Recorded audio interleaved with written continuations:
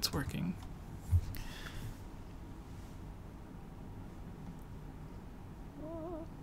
Starting.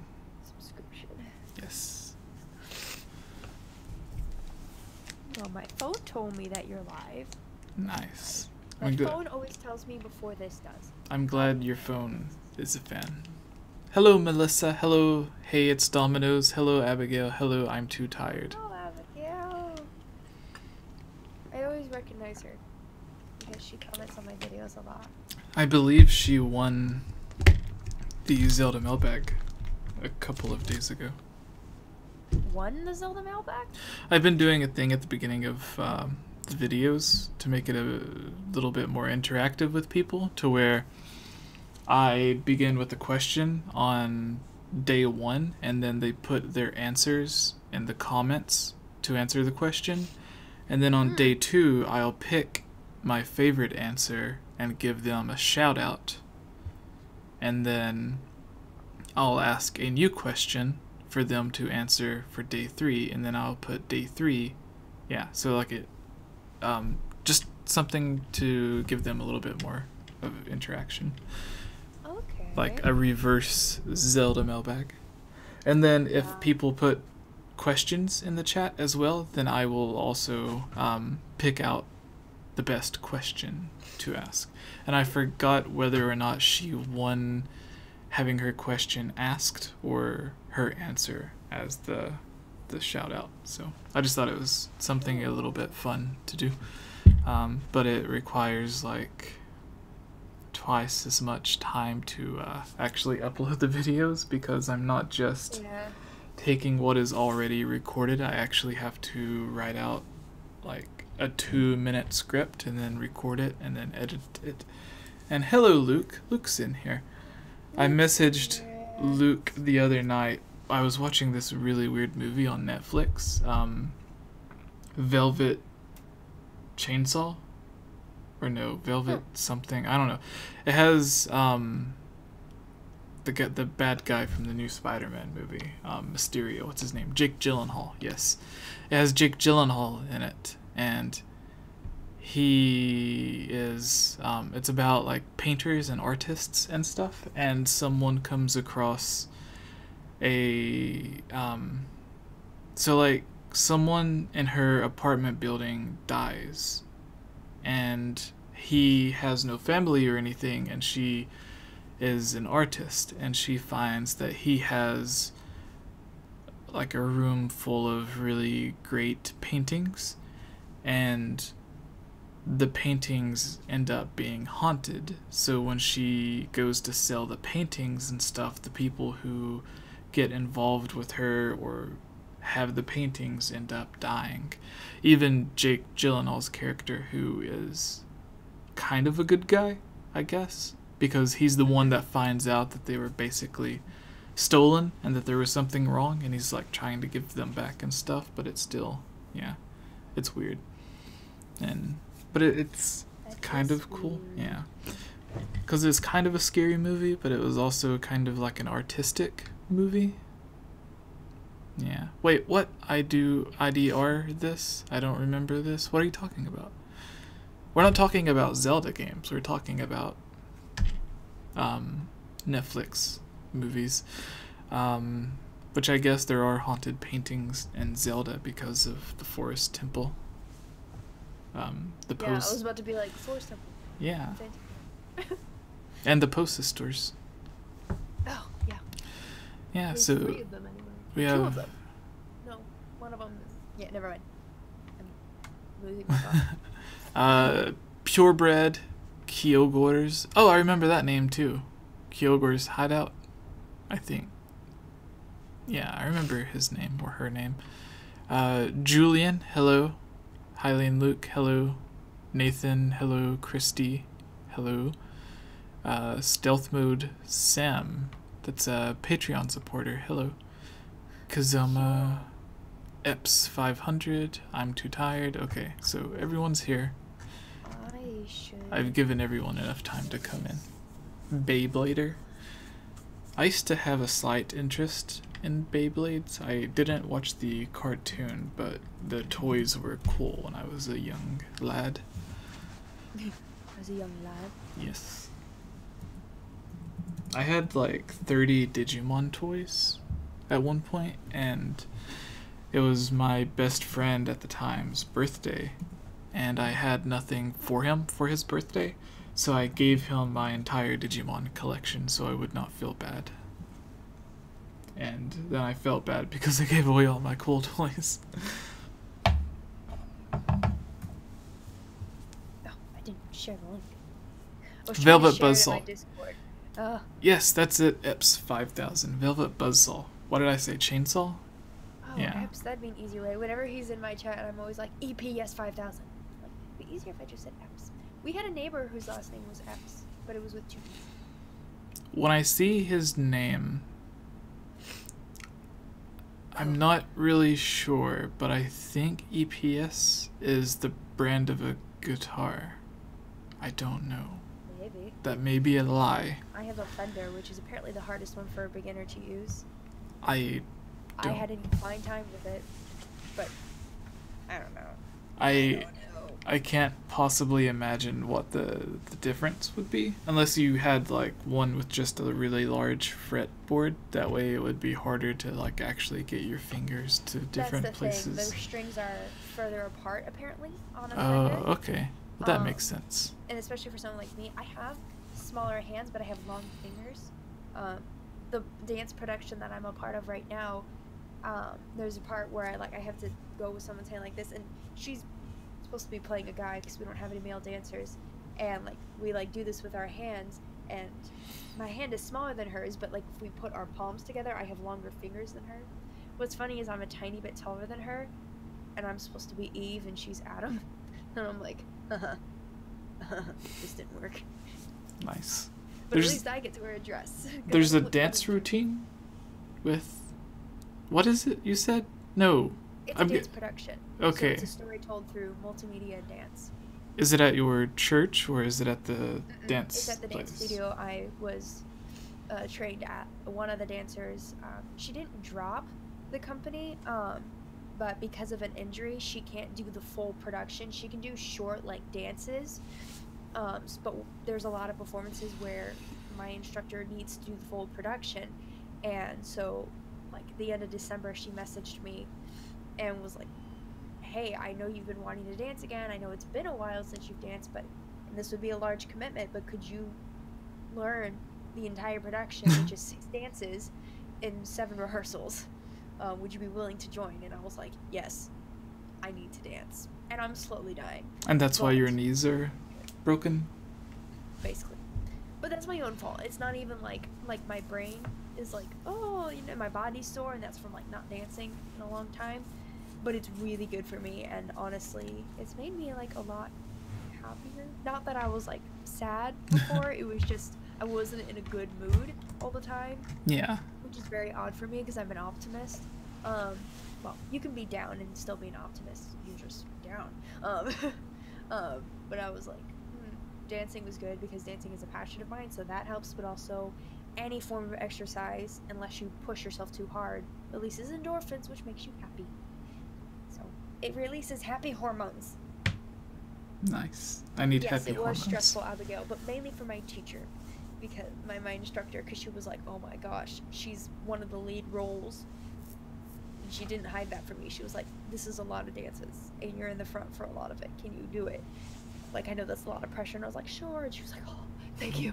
Because she had no way of rearranging those dances without someone in her place. I have a dot on my nose. You have a dot on your nose? Yeah, I don't like it. I might have a dot on my nose if I ever get my nose pierced. Exercise generally increases mood.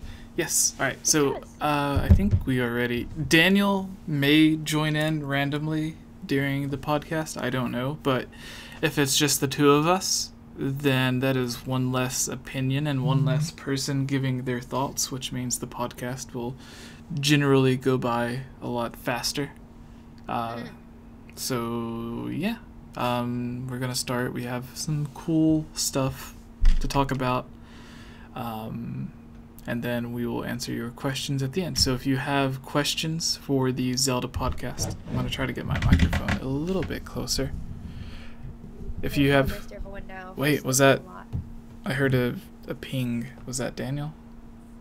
Yes. I have to check on my phone so they don't see the Discord thing. Hey, dude, it's Tim, but going home. Oh, Yeah, okay. depending Yeah, that was I got down. you. Cool.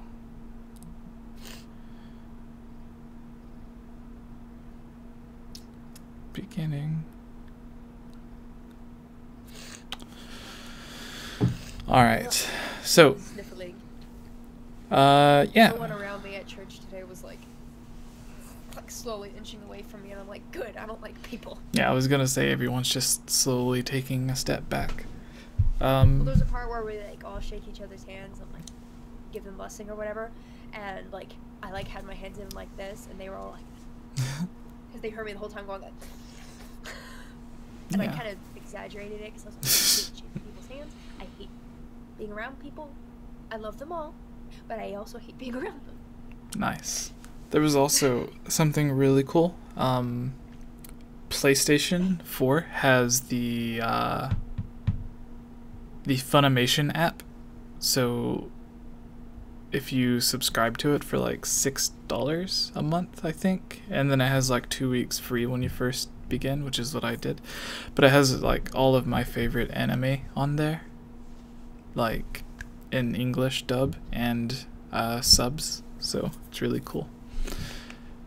And they have the uncut versions and the simulcast version, which is like the Japanese version, because they're a lot more censored than we are, which is odd because I would imagine Japan would be less censored, but it's really cool. Anyways, we can start. Put your question in the comments below.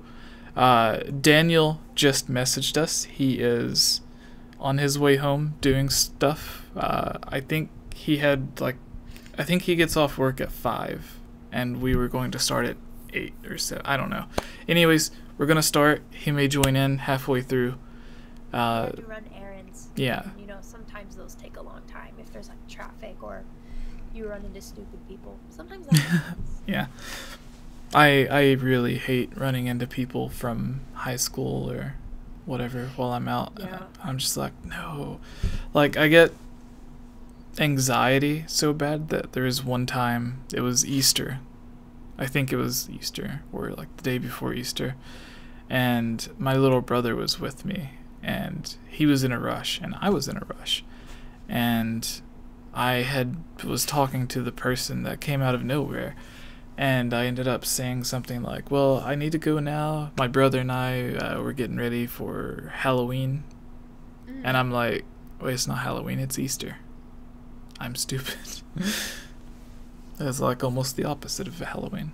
Was this the voice actor from Broly from Dragon Ball has been fired because of accusation? No evidence whatever happened innocent until proven guilty. That's been happening to a lot of people. Yeah.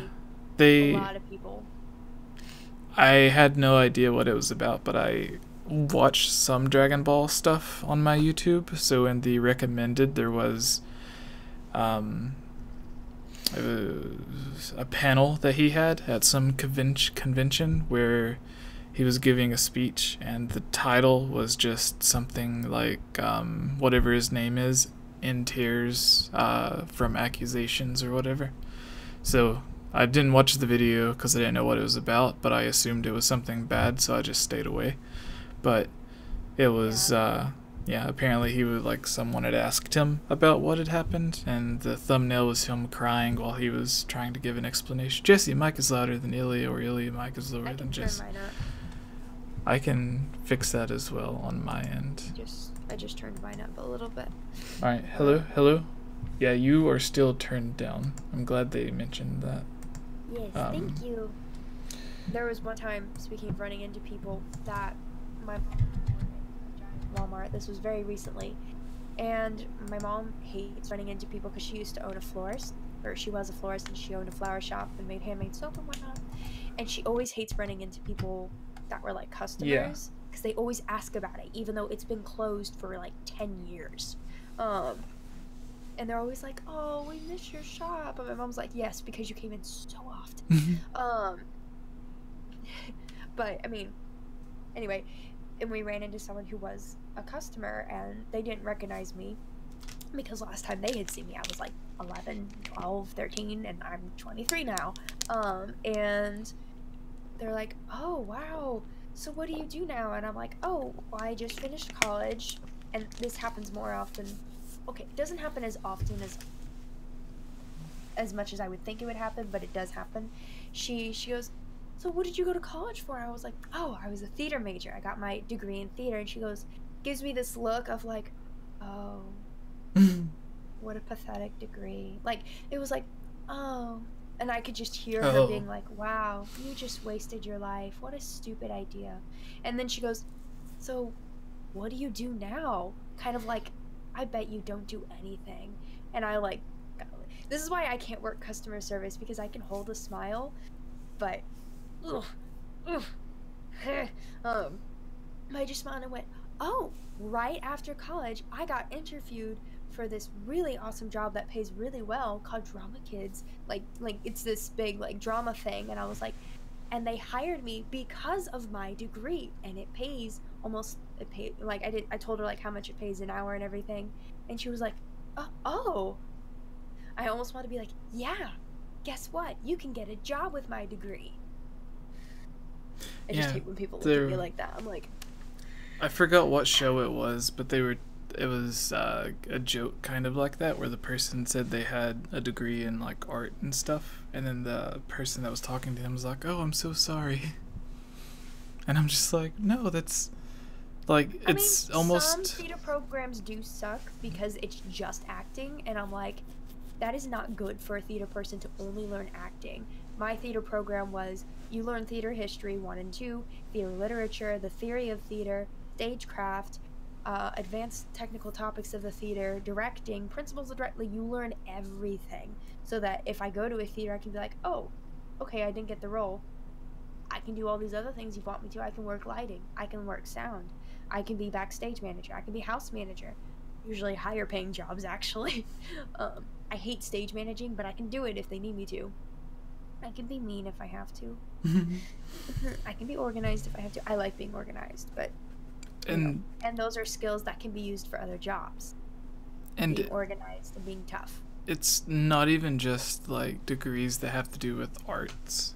It's almost any degree. You'll hear about people that went to college to get a degree in business or marketing or whatever, and whenever they get out, they still don't have a job or any way of getting a job, so the degree goes to waste. Like my brother, he has a really great job, but it has nothing to do with what he went to college for, because he went to college for like some sort of biology thing or whatever. I forgot exactly what it was for. He started out wanting to be a physical therapist for like sports players and stuff, but that changed a few different times, and now I'm not even really sure what it is. It's just this really big word that's just some sort of biology. And then he is like the lead marketing person for this company that repairs roofs. So he drives around to hospitals and like Walmarts and Targets and malls and other businesses and tries to sell them a new roof. And apparently he's really good at it. And he was always posting new marketing books and stuff that he reads on his Instagram. And I'm like, why didn't you go to school for marketing? Like, that would have helped you a lot more than biology. But anyways, yeah. You never know. And that's why college also isn't meant for everyone. Like, not everyone has to go to college. Yeah. But so I knew I wanted to. I wanted to learn, but I wanted to make sure I learned about something I enjoyed. Yeah. And I knew I would enjoy theater, even though I had never done it before. But it came in handy when I went back to my dance studio, and it was like right before recital, and I was like, hey, do you need any help? And she was like, yes, do you know anything about like costumes and prop and like mask making and stuff? I was like, actually, yeah. And like I whipped up the stuff that she needed, which I was terrified because I was like, ooh, did I make myself sound better than I am? And she was like super impressed with it. And she was like, since when did you know how to do this stuff? I was like, college. Yeah, major. They taught me how to do these things. There's a lot of I forgot what I was going to say. Oh my gosh. Anyways, I was going to say there's a lot of things that I'm sure you've learned aside from just the one thing that you graduated for that you'll be able to use, because you use the dance and stuff, but you also have like the acting skills and everything, right, that you learned in college, or was that different classes? It depends on the class. I learned a lot of stuff, and obviously I had the core classes I had to take, like a couple of science classes, like 3 different history classes, social science class, 1 math class, and I just made sure I picked subjects I enjoyed, which all of them I pretty much did. The only ones I didn't enjoy were philosophy, and I honestly think that was because of the professors I had. One of them was French, and I couldn't understand him. Not his fault. He was really sweet. We called him French Santa Claus because he looked like Santa Claus, but French. One of them, I just didn't understand what he was talking about, and another one was condescending towards art majors, like theater majors specifically. And I remember thinking, like, dude, you are a philosophy major, and you're making condescending comments towards me for being theater. You and I are in the same boat for getting comments like that. You can't speak ill of theater when you were a philosophy major. All majors are important in their own right. But, so, I mean, I learned a bunch of different stuff. It depends. Like, especially with acting, a lot of it was also learning psychology, which, if I had had the time, I would have done a psychology minor. Or if I really wanted to, a psychology double major. I love psychology. I don't know what I would have done with it, because I really don't want to counsel people. Because I internalize and empathize with people too much, to where I take on their like, it depends. Like, if I had like someone that was going through a really rough time and I'm supposed to be like, you'd be crying with them. Like, I'd be like, I'm so sorry. Yeah. What a jerk you're dealing with, you know.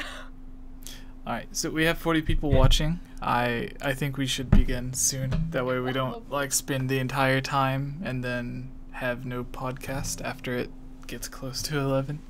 But yeah, anyways, the time that we may have possibly saved by not having Daniel on here, we probably wasted talking about degrees and my lack of degree.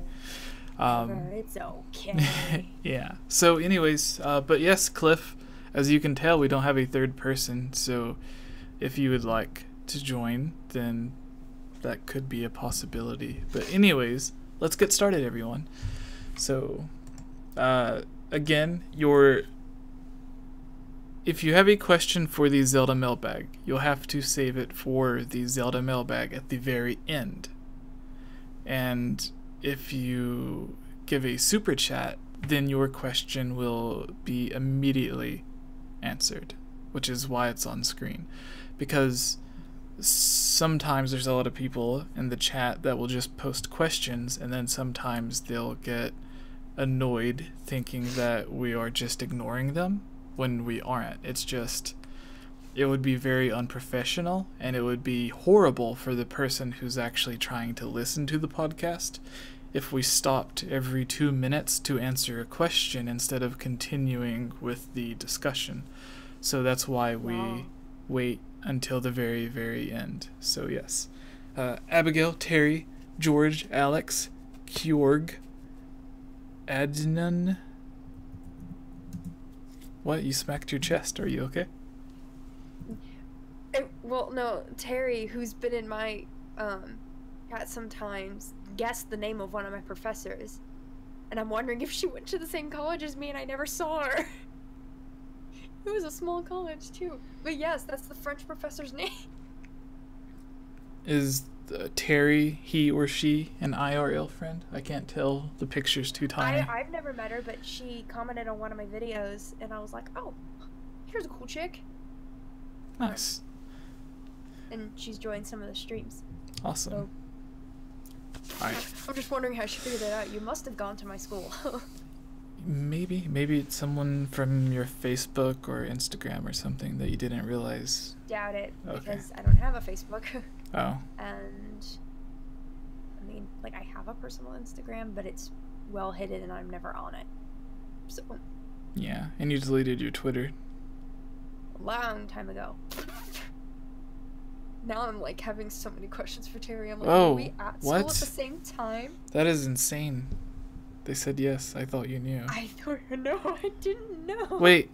So Terry, do you know her from I know you? college, and then you were just into Zelda and stumbled upon her and was like, oh my gosh, I know this girl? I'm so sorry if I met you at some point during college, or like if you saw me in the theater program. Yeah. Plus your picture is super either. tiny, so I can barely see it. Yeah. I am like legit so freaking sorry if I know you and I have not recognized you. Yeah, what if it's someone from your theater class that you've just casually mentioned? Maybe. Hey, we do a podcast. No, because I didn't even join the podcast till literally after I graduated and was driving home. I mean, some people knew I was doing voiceovers, narrations for you, but I don't think... I guess back when I had a Facebook, I posted. I was like, hey, I did a voiceover narration, and one of my friends from home was like, dude, that was you? I thought that was someone else. And I was like, lol.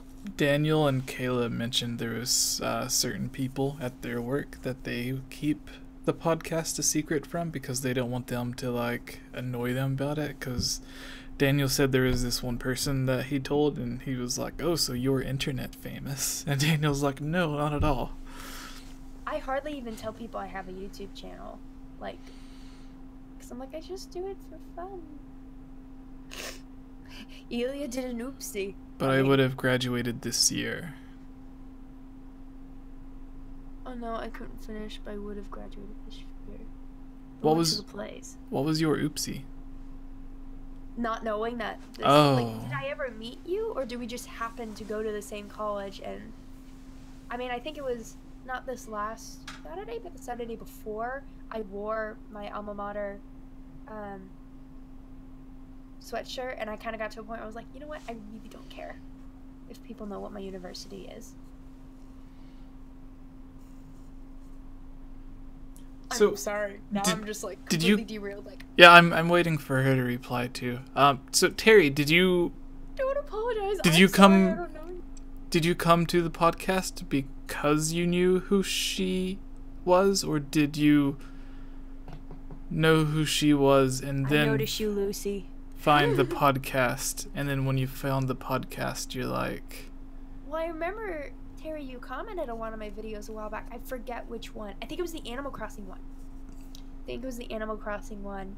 You said something, which that one's still popular for some reason. So, yeah. No, I don't need my self-esteem boost. I just feel bad that I don't... Were we ever in a class together? Did, like, I ever talk to you, like, after a show or something? Because sometimes we do talkbacks. We did. Whatever. Now I'm, like, curious, like, which shows you saw. Hi, Kaiku.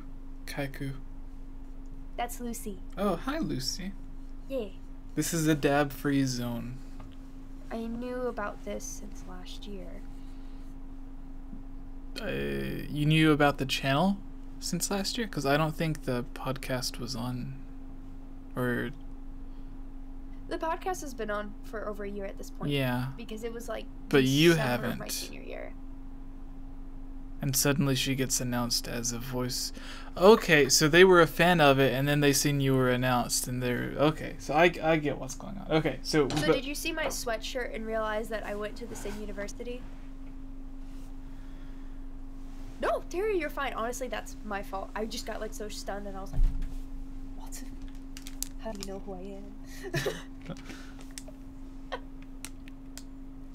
am? It was the channel only.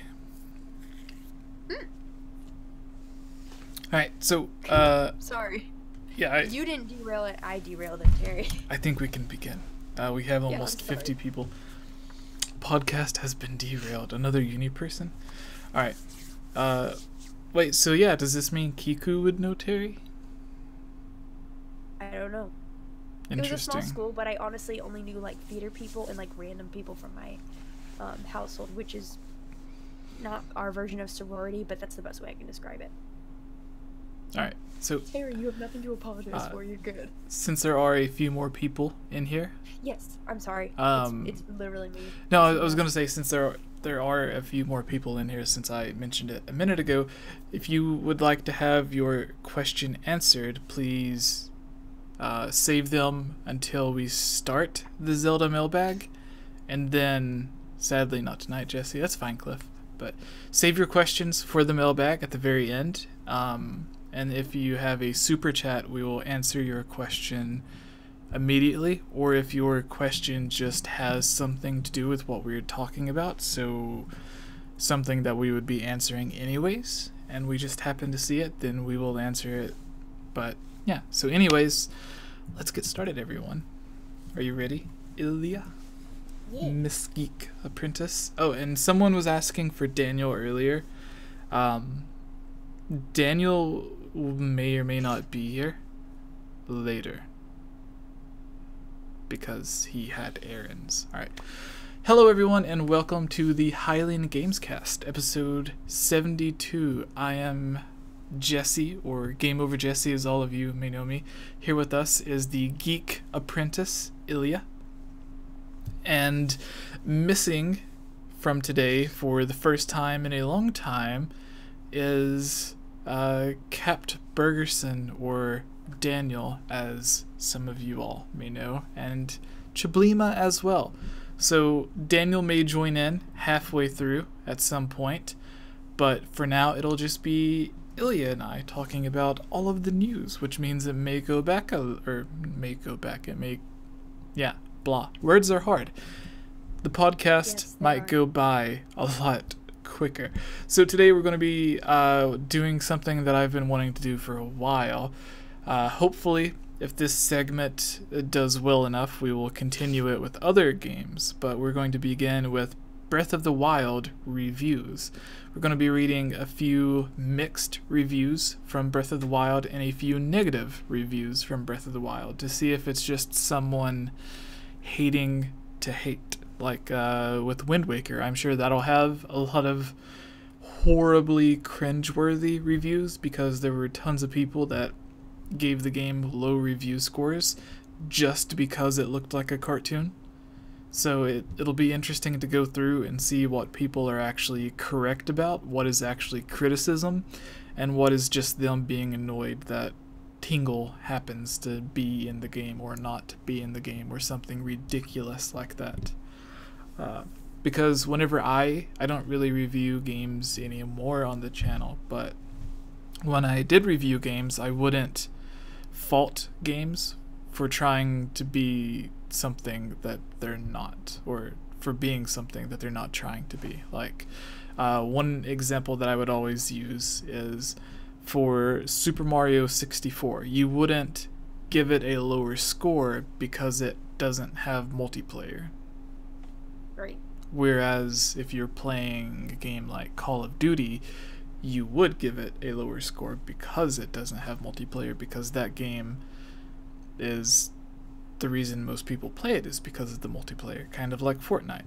If Fortnite didn't have multiplayer, then it would be like not even half as good, because that's just the type of game it is. But anyways, that's getting a bit off topic, but we're going to be going through and reading a lot of people's reviews to see if we can come across anything interesting or funny. So yeah, and then we're also going to be talking about Nomura, the director, I believe, of Kingdom Hearts 3, had some comments about Kingdom Hearts 3 possibly coming to the Nintendo Switch.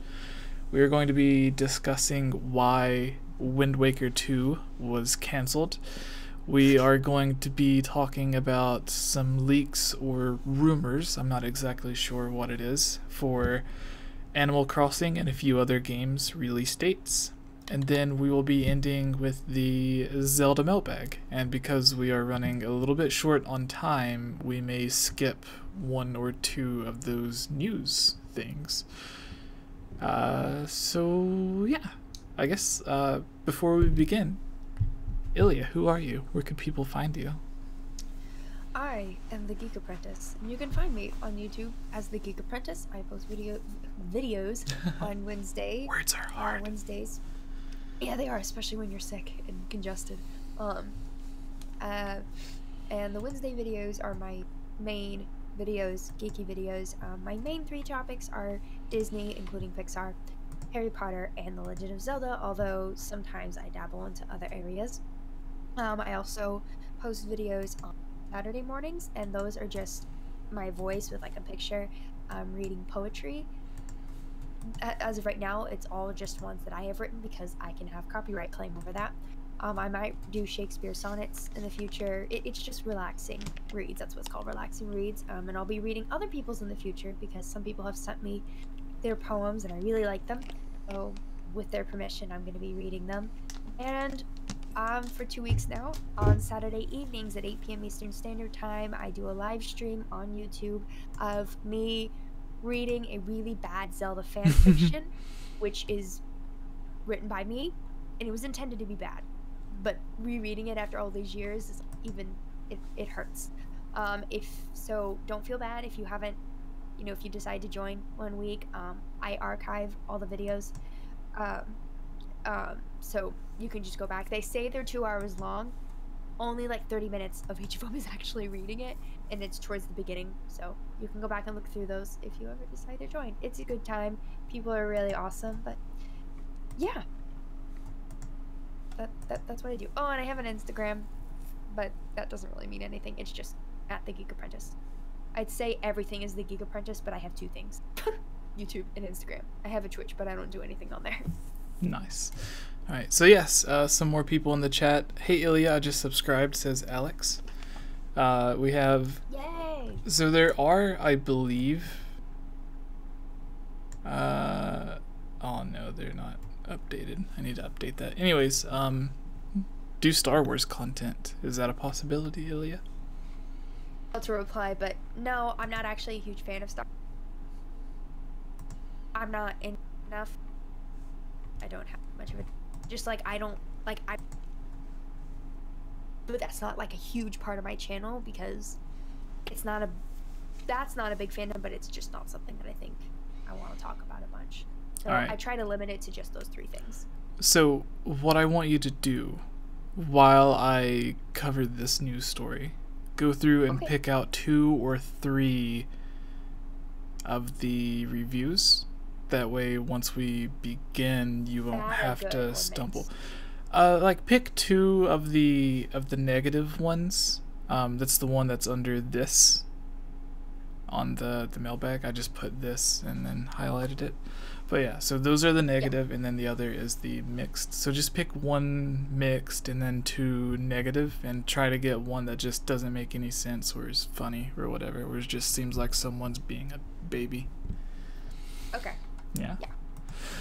All right, because we will do that next. But I didn't want to start it and then like us have to go through and find the ones. So anyways, beginning with the Wind Waker. Why Wind Waker 2 was canceled. So this isn't going to have all of the details, everyone, but whatever is left out I may mention depending on what exactly it does, because we've done several videos on this, but this is just another discussion because people like us talking about canceled Wind Waker stuff. So here we are again, which was actually the first video that you were on, Ilya, the canceled Wind Waker content. So this, yeah, that was the first video I did voiceover stuff for. But this is Wind Waker 2 canceled, not Phantom Hourglass, like the actual Wind Waker 2 that was eventually became Twilight Princess. So yeah, anyways, so hello everyone and welcome. I am Jesse, or Game Over Jesse. Here with us is the Geek Apprentice Ilya. Today we're going to be discussing the cancelled Wind Waker 2. Obviously, Phantom Hourglass is the direct sequel to the Wind Waker, but before Phantom Hourglass existed, there was going to be a direct sequel on the Gamecube for the Wind Waker that had a lot of the same concepts as Wind Waker, but there was going to be like Tuna Pona, Link was going to be an adult, and a bunch of other stuff that was going to be really awesome. But because of fan backlash for the Wind Waker, Nintendo decided to basically make the next Zelda game the complete opposite of the Wind Waker, which is why we got the more realistic styled Twilight Princess. So this article kind of put together a bunch of stuff, not necessarily everything, but it did put together a lot of stuff about Wind Waker 2 that we know from interviews and whatnot. So this comes from Game Rant, where they say, Nintendo reveals details from cancelled Zelda Wind Waker 2, written by Brad Jones. It says Nintendo artist Satoru Takazawa reveals how early plans for a sequel to The Legend of Zelda The Wind Waker eventually morphed into Twilight Princess. Looking back on The Legend of Zelda The Wind Waker from today's perspective, most fans would agree that the game is among the best installments in one of the most iconic franchises in gaming. However, back when the title was fresh on the scene, it was a much more divisive experience. The Wind Waker was released in 2003 and has since enjoyed near universal acclaim, but it's fair to say that at the time, many players were disappointed with the game's cel-shaded aesthetic. Many were curious to see how a more realistic version of Link would look on Nintendo's new hardware, and eventually the company would succumb to these requests. Demand for a more Ocarina-like game was growing by the day, remembered artist Satoru Takazawa in an interview for a book called The Legend of Zelda Art and Artifacts, which is scheduled for a Western release in 2017.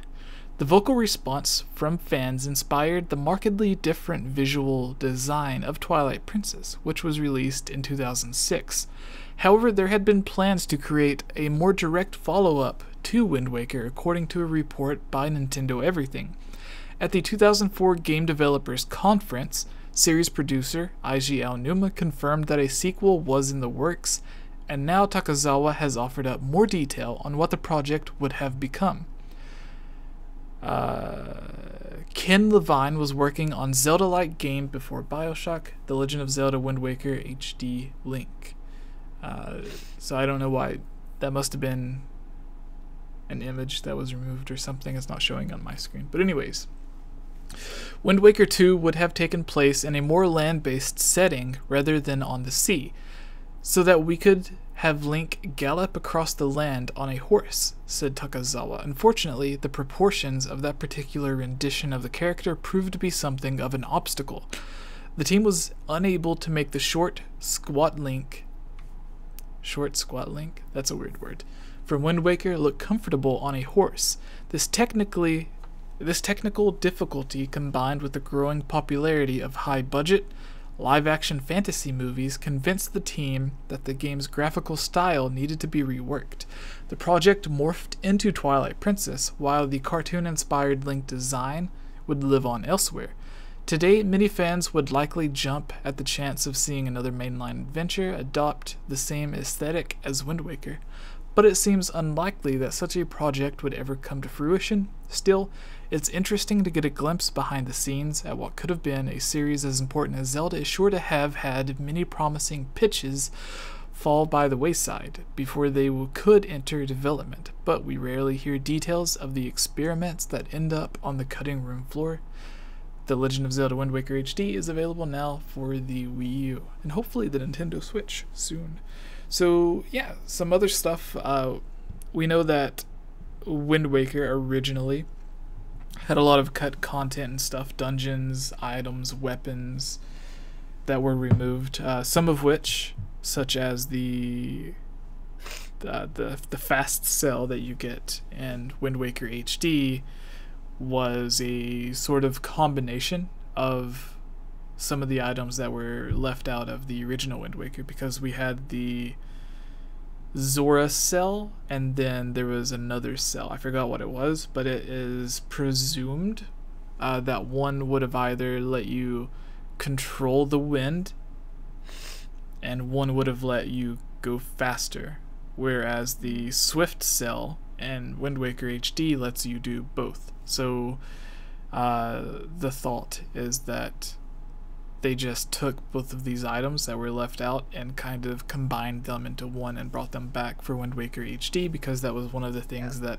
Aonuma said that he had the biggest problems with was the sailing from island to island, because it dragged down the game, which they had to do purposefully on the original Wind Waker, because the game could not render the area of the ocean fast enough, because if the boat would sail too fast, Link would literally fall off of the land that was rendered there.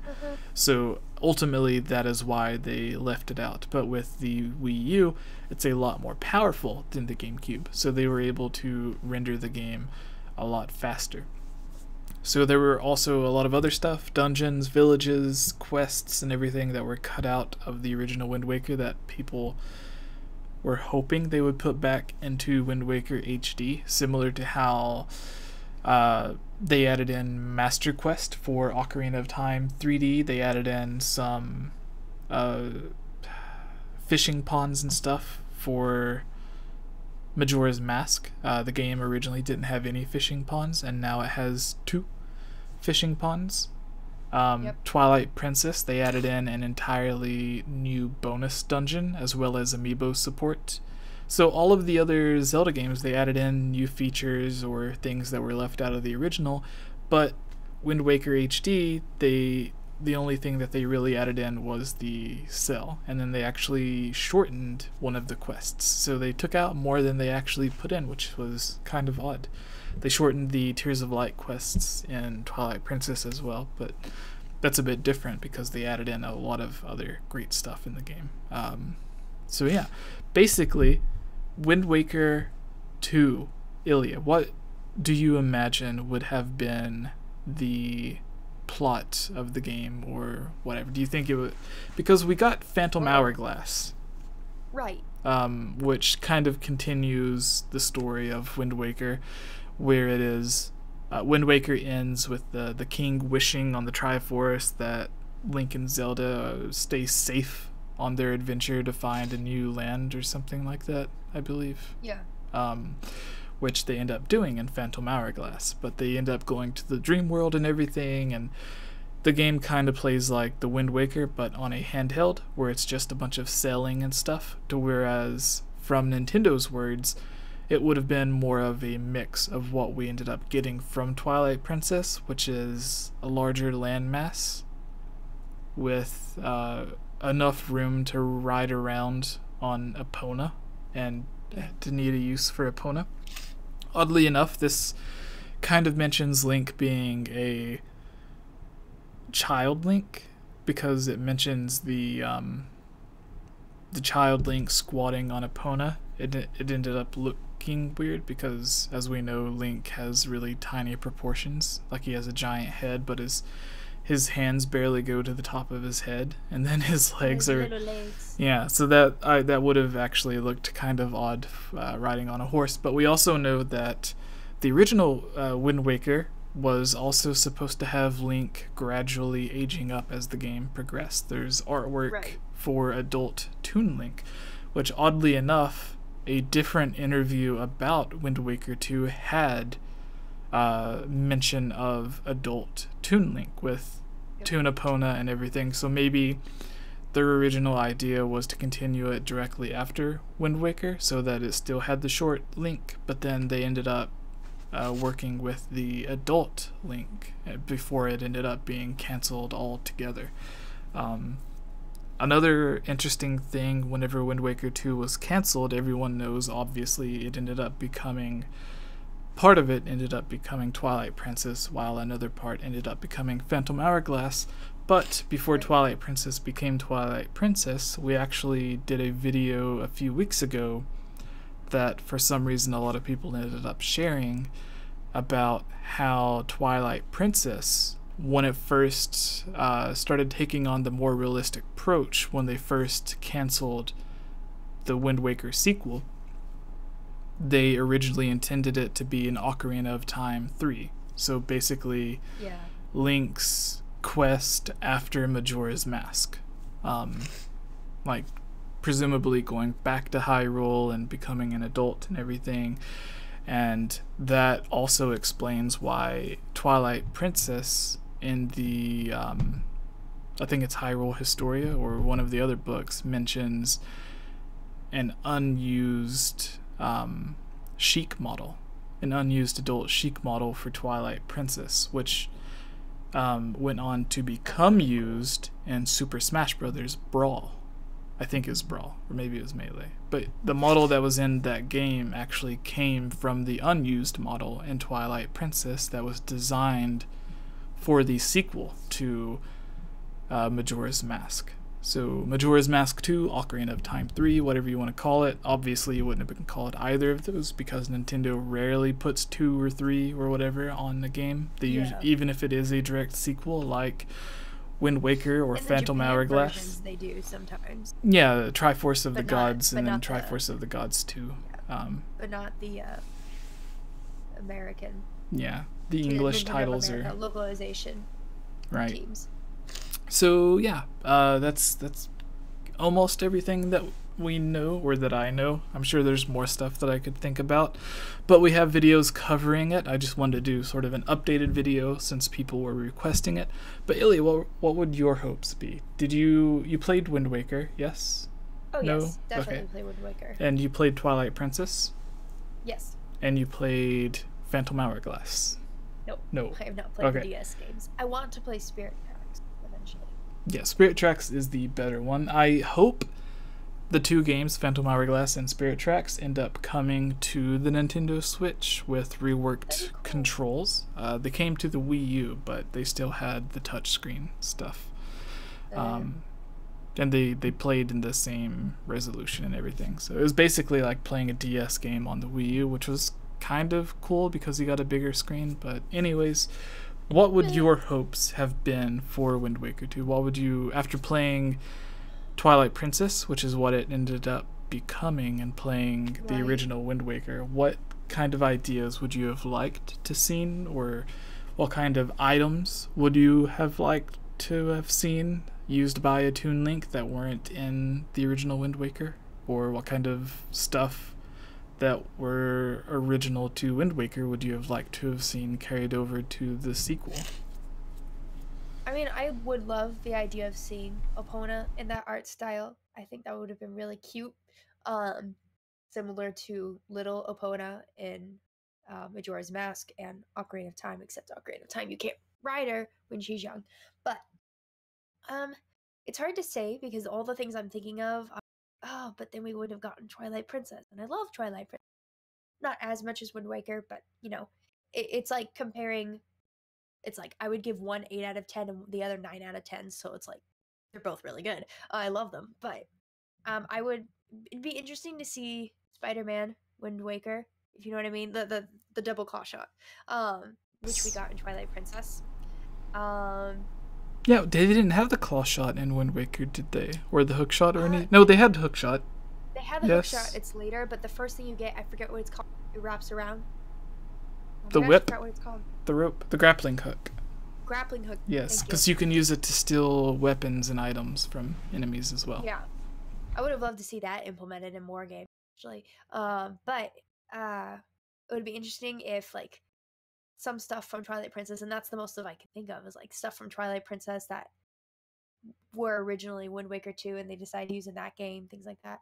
So having the double claw shot, having Epona would be interesting. It's hard to imagine that Toon style with anything but the sea, especially since, well, I mean, I guess Spirit Tracks uses the Toon style, but it's on land. Just because even though obviously there have been other Zelda games that are use that cell shading technique, Skyward Sword, Breath of the Wild, they were still more realistic proportions. So that's pretty much all I can think of. It's always interesting when this topic comes up because I'm like, I mean, I can probably think forever about a few different things, but I would never, that would mean a world without Twilight Princess or a world without the DS games, which some people would rather a world without DS games, but I think at least Spirit Tracks, from what I've seen of it, is underrated, at least the music. So that's pretty much all I have on that. Yeah, the interesting thing is kind of like what you mentioned. If we would have gotten Wind Waker 2, we wouldn't have gotten Phantom Hourglass, and we wouldn't have gotten Twilight Princess. And Yep. if we wouldn't have gotten Twilight Princess, we wouldn't have gotten Skyward Sword, and that means we wouldn't have gotten Breath of the Wild, because Everything would be different. Skyward Sword came because it was a mix of Wind Waker and Twilight Princess, just replacing the Great Sea with the sky, just flying around, traveling to the different islands in the sky instead of traveling around to the different islands in the water. And then because of Skyward Sword not allowing you to have a giant overworld to run around in, we ended up getting the next Zelda game with a giant world to run around in, which was Breath of the Wild. So who knows what the Zelda series would look like right now if we didn't get Wind Waker 2. It's the same with everyone who wishes that Ura Zelda would have officially released, to where if it would have, then that means no Majora's Mask, which means no Wind Waker, which means no Twilight Princess, and it does the same thing over again. But it's hard to imagine what we would have gotten instead of those games. So, but anyways, that's basically it. Yeah. Let us know in the comments below what you guys think of Wind Waker and the potential sequel that could have been. Would you have rather, if nothing else would have changed at all? So if Skyward Sword, Breath of the Wild, everything would have stayed the same, all of the handheld games, would you have rather have played a Wind Waker 2, or would you prefer what we did get with Twilight Princess? Let us know in the comments below, and I think we can move on to the next one. So did you find the reviews? Were you able? Gosh, yeah. Okay. All right, so I think we can start that then. All right, you ready? Yeah. Hello everyone and welcome. I am Jesse, or Game Over Jesse, for the Hylian Gamescast episode 72. Here with us is the Geek Apprentice, Ilya. So today we're going to be discussing some mixed and negative reviews, some of which are going to be hopefully an interesting read. So basically, we all know that Breath of the Wild is a great game. Whether you like the Zelda series or you don't like it, you have to admit that it is an overall good game. It won Game of the Year after all. Even if you are in the minority, then I don't know. Maybe if you just don't like adventure games, if you're more of a sports game fans or whatever, then it's understandable that you may not like The Legend of Zelda. But anyways, why would you be? I don't know. It's a bad intro. Like, why would you be watching a Zelda video on a Zelda podcast if you're not a fan of Zelda? So anyways, we thought it would be fun to just go through and read some ridiculous Zelda reviews to see what people have to say. These people that you see from time to time saying that Breath of the Wild is just an absolute garbage game. What are their reasoning behind it? Today we're going to find out. So Ilya. Or lack of reasoning. Yes. So I made the example earlier. Like, it would be akin to someone giving a review to Super Mario 64 and giving it a 1 out of 10 because it has horrible multiplayer. Where it's not designed to have multiplayer, it doesn't have multiplayer, so why would you give it a review for having bad multiplayer? It has no multiplayer. Of course it's not. It's not very smart. So Ilya, start us off with one of the reviews that you came across. Yes. And I should clarify before this, there are a lot of people that give reviews that don't understand what the point of a review is. When you review something, you're trying to be helpful to people who are unsure about buying. Like on Amazon, when I buy clothing sometimes, if it doesn't look right on me and I return it, I don't give it a 1 star because it looked bad on me. I'll say, oh, it was really great quality, but it's not good if you're this shape, or, you know, the point is to help people. And some of these people that give bad reviews, some of them are just trolls. They just want attention. Some of them, I don't think they actually played it. Some of them are butthurt. And this is almost worse than the people that lashed out against Wind Waker, because Wind Waker was a case of judging a book by its cover. They were used to realistic graphics. They loved Ocarina of Time, rightly so, and looked at the look of Toon Link, Toon Zelda, and decided, I hate it. And then actually played it and realized, wait, this is a good game.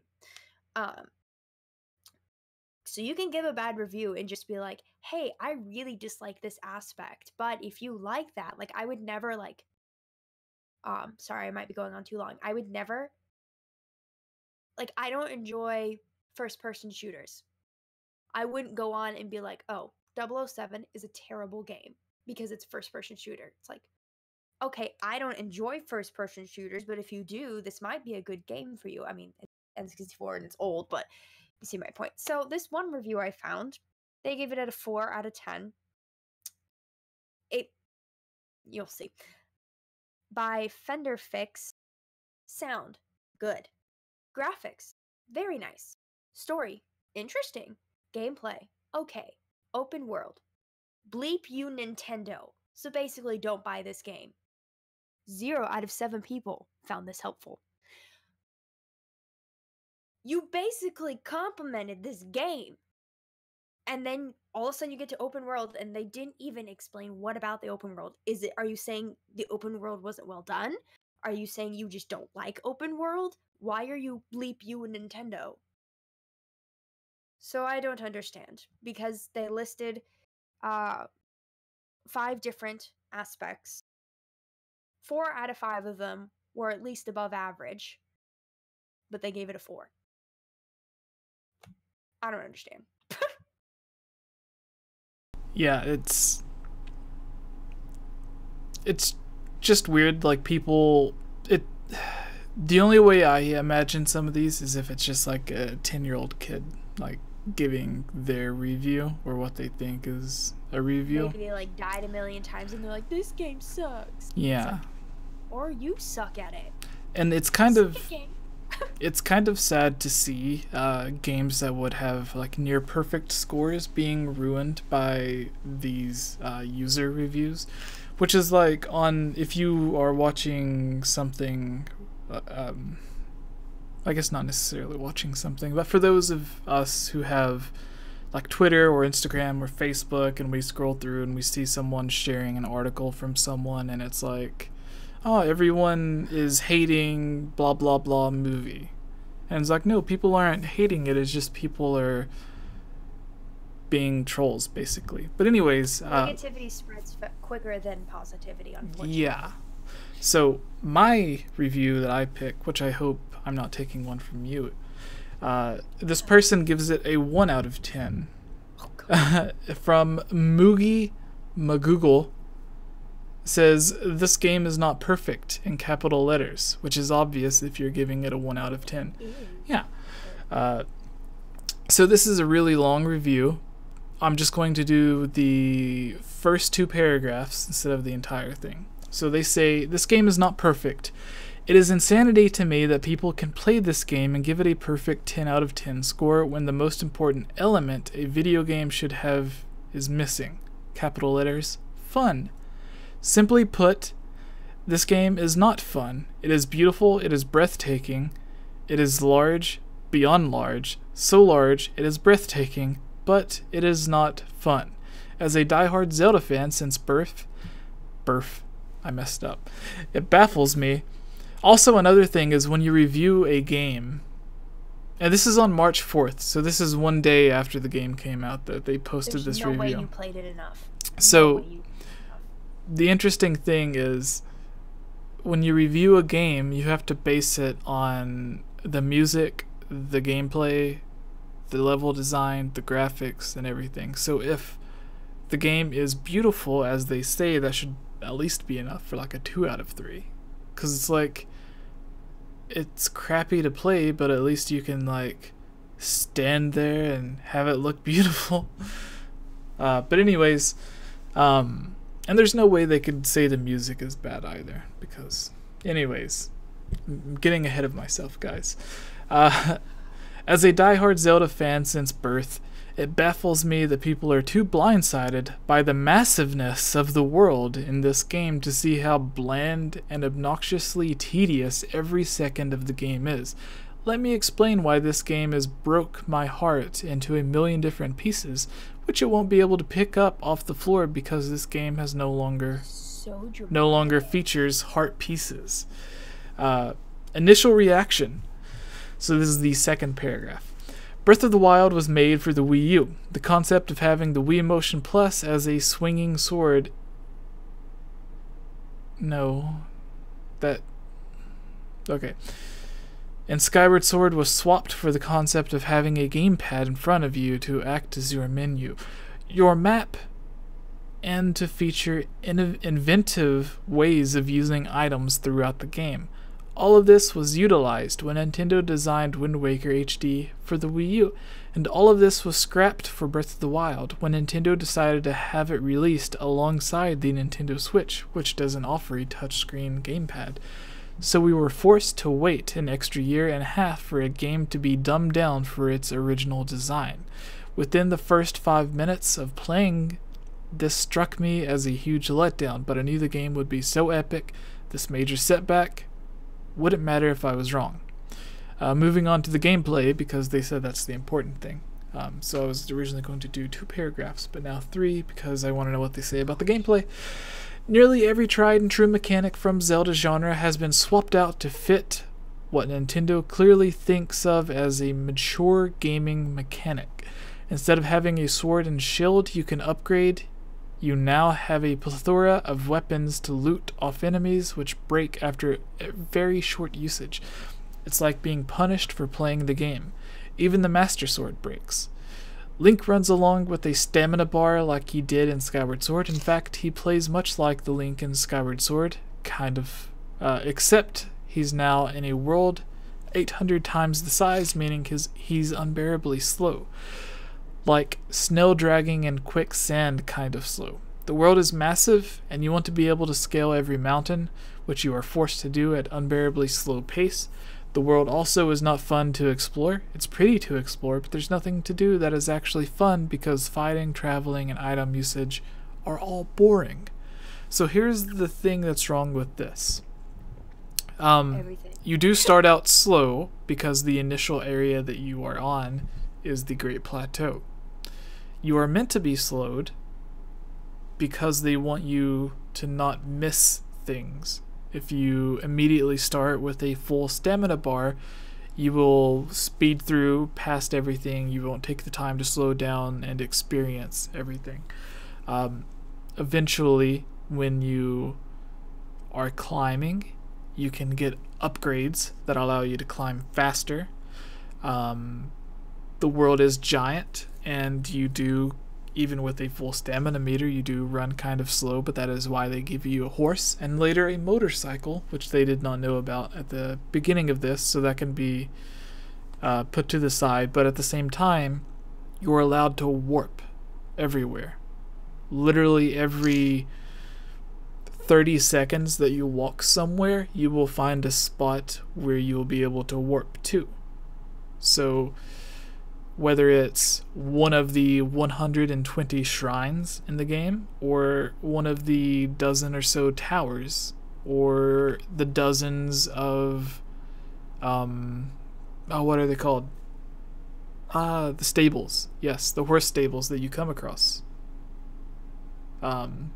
Because each of the horse stables has a shrine conveniently located near it, so you can warp there. Even the main area on the Great Plateau you can warp to. So there are tons of places that you can warp to, which makes the exploration, it kind of takes away from the exploration, but it is how you are able to traverse such a huge world. It's almost like every single modern adventure game that is made, whether it be The Witcher or Skyrim or whatever. You're always running slow, and then you can find horses or other ways to travel faster, and then you have the warping for fast travel and stuff. So they're mocking it like they're saying it sucks because it implements something that every single game that's ever existed has had. Would they rather you like run at the speed of light in this game? I don't really understand their concept here.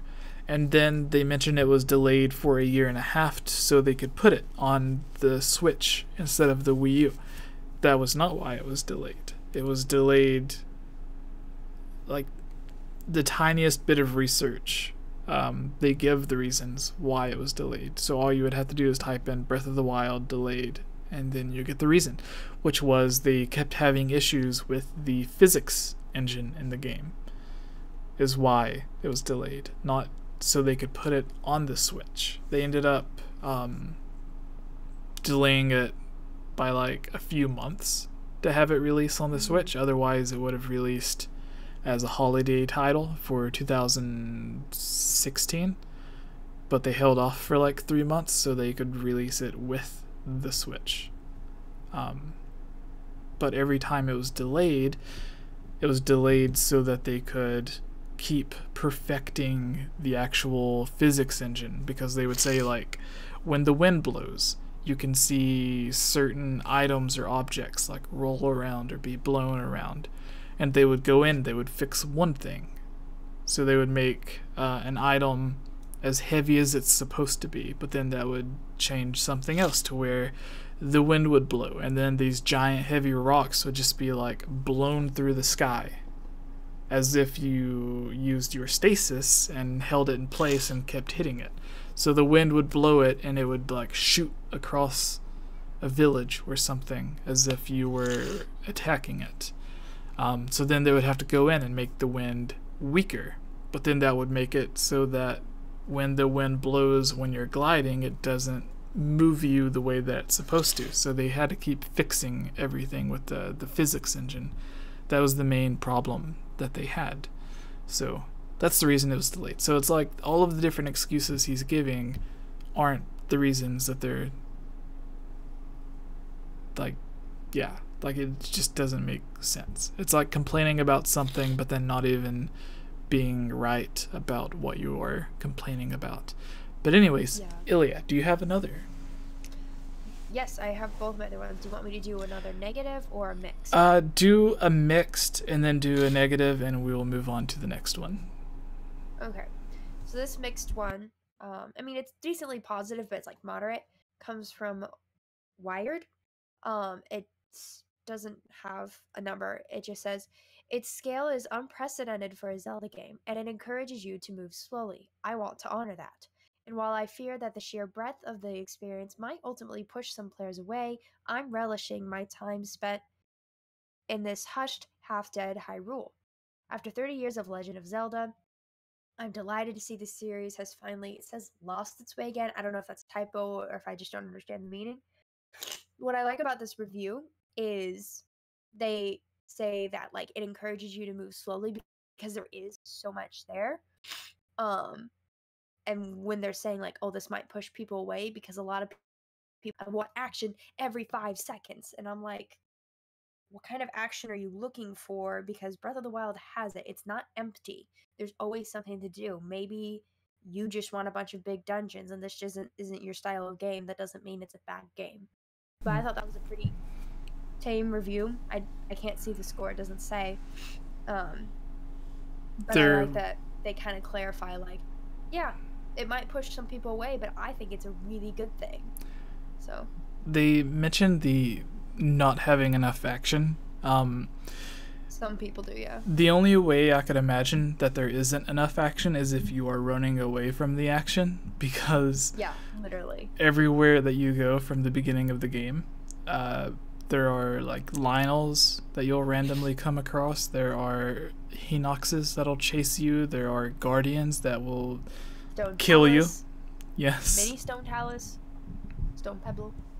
Yeah, so there's so many different things that you come across that, like, at the beginning of the game you avoid. So it's like there's so much action, for me at least, that I was avoiding a lot of it. Like, I came across my first Hinox and I was hiding in one of those skull caves because it wasn't able to reach me, so I was kind of cheating killing it, and I felt so accomplished when I killed it. And then you find out, like, no, that's just one Hinox out of, like, hundreds of others. And it's like, no. Yeah. Oh my gosh, there's more. Every time, like, I get near a Lionel that I forget is in a certain area, I'm always like, oh, back away slowly, you're not ready. Yeah. Like, the exclamation point pops on their head. And it's like, nope, I'm not meant to be they here. They detect you a lot quicker than the others. Yeah. So what's the last one? Also, Alyssa in the chat says, hi, Ilya. Oh, hi, Alyssa. So the last one, this one, well, I did the same thing with the last negative one, where I was just like, you'll just have to hear. I gave it a 1. It's like, what's the date?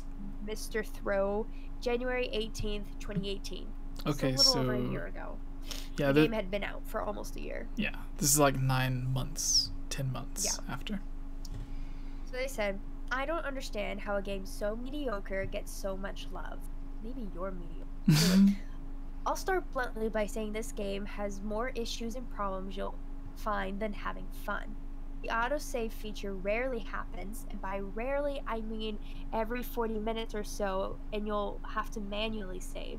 That means pause the game and go to the save menu, wait a few seconds, and you'll be doing that over and over. Not to mention that there are entire places that you can't even save.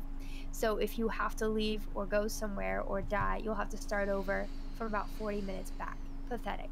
The combat is horribly broken. If you so much as touch an enemy's fingernail, you'll die. Why? Because beep you. That's why.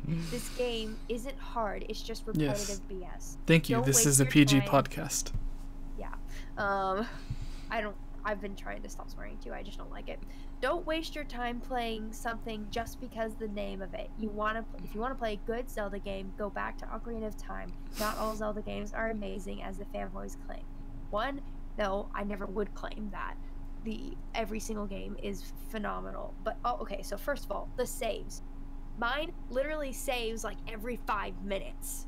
Like I walk yards, miles away from an enemy camp. The reason I know that I'm about to walk into a danger is because I see saving at the bottom, and I'm like, what am I near? What am I near? Yeah. And I walk for like a couple more minutes, and I'm like, oh, it's because there's an enemy camp. There's a Hinox. There's a Lionel. Whatever. So it saves all the time. And also, there is nowhere that you are not allowed to save. You can save anywhere, and it'll literally put you at that point. I don't know what they're talking about. Also, you will not die from just touching an enemy. Proof is in Majora's Mask. If you wear that mask, or you've done some of the Divine Beasts and you get the masks from Kilton, you can literally be touching them and nothing will happen. Unlike old Zelda games, some of them, all you had to do was touch them and you'd get hurt. Yeah. This one, you don't. They have to actually actively hit you. And they say the game isn't hard, it's just repetitive. I don't know where they're getting that from. So this is clearly when they mention Ocarina of Time, even though there's been several games since then. I feel like this is someone, I don't know, but I feel like this is someone that has only ever played Ocarina of Time and has hated every game since because they can't move on. So I'm actually surprised Nintendo didn't do the same thing they did with Skyward Sword. For those who don't know, Skyward Sword at the beginning, Nintendo thought it was so difficult that they broke tradition, and instead of beginning you with 3 hearts, they let you begin with 6 hearts. Because if I remember correctly, they tried making it so that you would be able to find heart pieces at the very beginning. There would be enough heart pieces at the very beginning that would reward you for doing certain things. Like when you find the professor's cat, you get a heart piece. When you find the Loftwing, you get a heart piece. So they had so many different heart pieces at the beginning that like some of them were optional, but then some of them were like mandatory. Like you would do something that you have to do to progress the story and you would get a heart piece for it.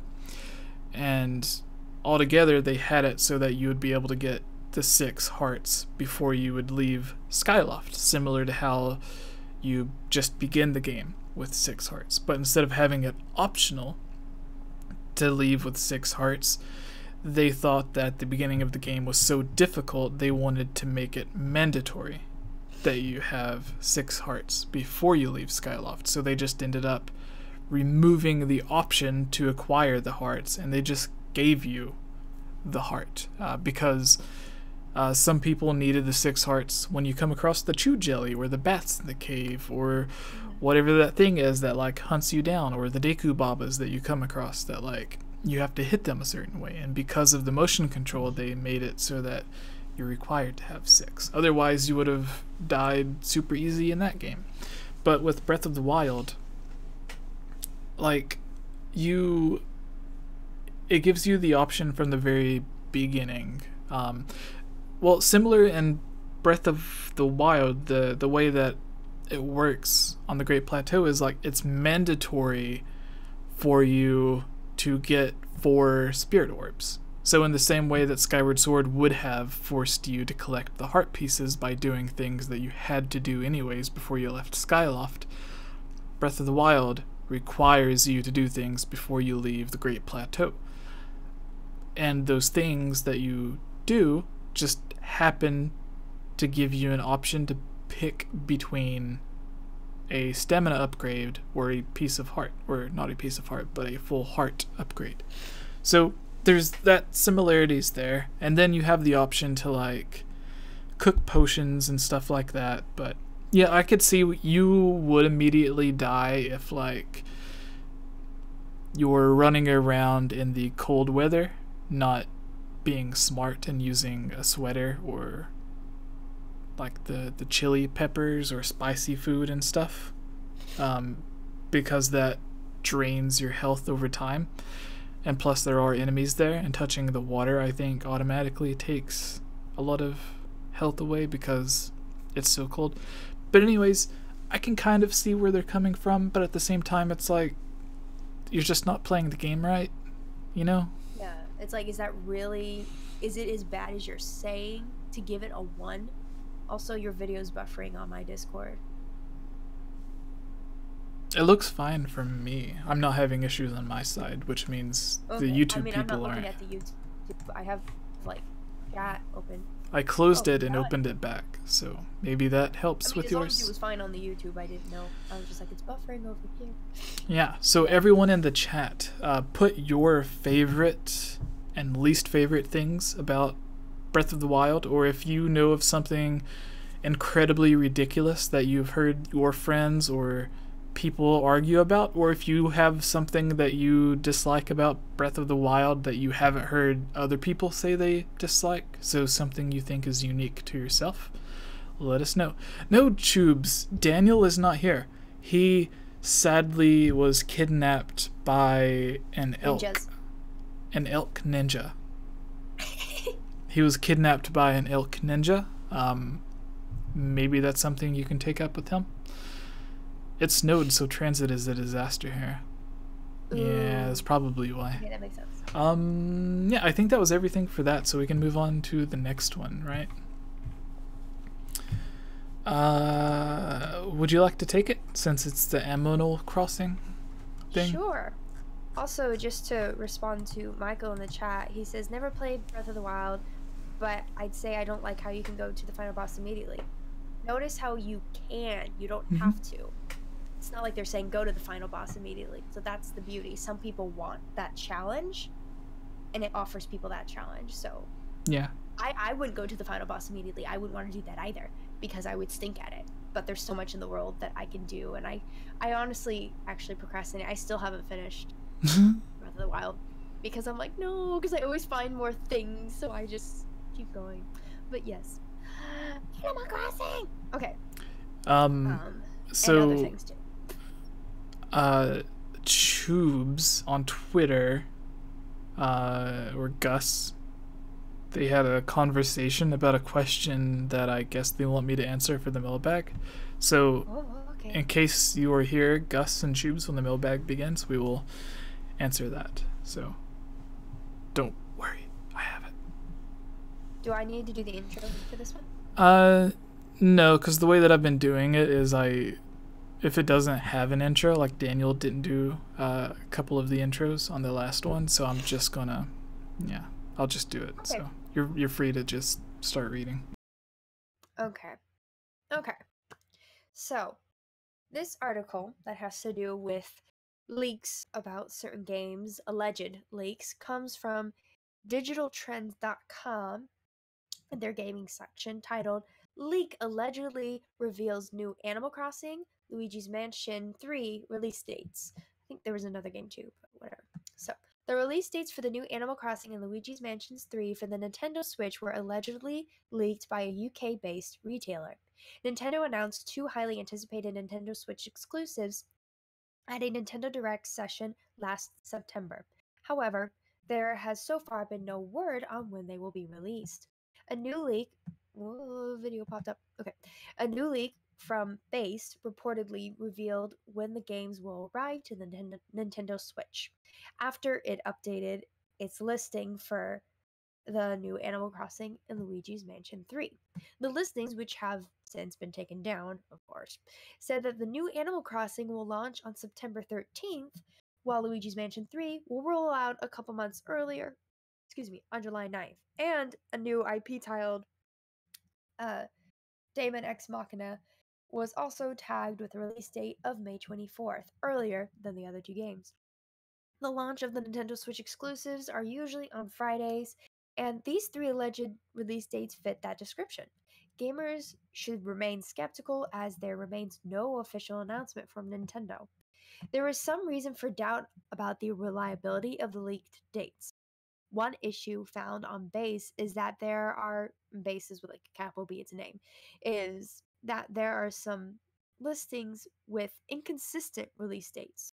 One example is Metroid Prime 4. Also, a Nintendo Switch exclusive with a release date of December 7th. That appears to be impossible, as Nintendo restarted the development of the game because of the previous work did not live up to expectations. Casting another question mark on the validity of the base information is that Animal Crossing games usually launch in November rather than the September launch noted in the late release dates. Although there is the possibility that Nintendo decided to break tradition to give way to the new Pokemon RPG. The new Animal Crossing game and Luigi's Mansion 3 are 2 of the Nintendo Switch titles that gamers are looking forward to this year. Yoshi's Crafted World is set to launch next month, while Fire Emblem 3 Houses and Marvel Ultimate Alliance 3, The Black Order, will also release within 2019. Nintendo is said to still have some surprises in store for the Nintendo Switch gamers, as there remains at least one unannounced game for the hybrid console. Speculations have included a new F-Zero game, Pikmin 4, remakes or sequels for the Earthbound series, a new Paper Mario game, and Super Mario Maker 2. I actually did not know that Animal Crossing games always release in November. I just always had the new ones eventually. New Leaf took me forever to get because they didn't have a 3DS. But I mean, I wish Animal Crossing could come out like yesterday. But of course, they announced it last September, so I can't actually imagine it being any earlier than September. If it was September 13th, okay, cool, I have a date. But I think they bring up a good point that, like, hey, the validity of this is not really... With any leak, you should be very, very cautious. And I think most people are pretty good about being like, oh, this is a leak? Okay. I'm not believing anything till Nintendo says something. Because even then, sometimes Nintendo says something and it becomes completely different. Remember when Breath of the Wild was originally going to be released? Yeah. So... It was delayed for like 2.5 years. Which, hey, we got a heckin' good game, so I'm okay with that. But... And it made it a launch title for the Switch, and it was great. Yeah. So, So, the thing with this is in the article, they bring up how the Metroid thing is obviously not going to happen because it was delayed. So I'm wondering if the original poster of this supposed leak was meaning it to be like, because obviously he should have known, like, if anyone's going to be smart enough to go and post about something like this, they should know that the game has been delayed before they actually put up something. So with with that. I wonder if they meant that that was going to be the original release date before it was delayed. So, but who knows? I don't know. I don't know if Mario Maker 2 would be a thing this early. Like, they just released Mario Deluxe and they haven't even released DLC for Mario Odyssey. And there was the huge press thing that the president of Nintendo said when he said he wanted to put a big focus on releasing DLC and stuff. So I wonder if they are going to put a focus on DLC for Mario, or if they are just going to put Mario, like just start working on the next 3D Mario game, or what they're going to do. Who knows? Yeah. But what are your thoughts on all of that? Like, I mean, does that seem like a reasonable date for Animal Crossing for you? I honestly don't know, because like I said, I didn't know that most of them had released in November. Well, Because that sounded odd to me. I always thought, like, oh, Animal Crossing is a game that should be released spring or summer, because why would you want to start your Animal Crossing game when it's going to be snowing? Most people don't. You want to get used to the game before you have, like, the Christmas events and things like that. That's just me personally. I mean, thinking about it since, because the only thing we've heard was that September Direct, which was Animal Crossing 2019. That was it. So we don't have any gameplay. We just know that it's coming out in 2019 if they're on track, which means they must have something in development, but not enough to show it off. So I can't imagine it being any earlier than a year. Like, it has to be at least a year since the Direct, thinking about it. So maybe. I don't remember when in September that Direct was, but I remember being excited, so...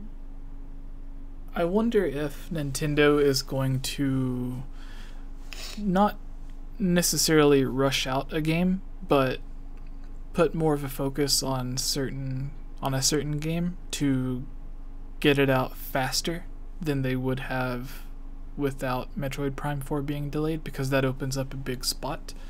So, and Could then be a remake. Yeah, do that. and there have been Port.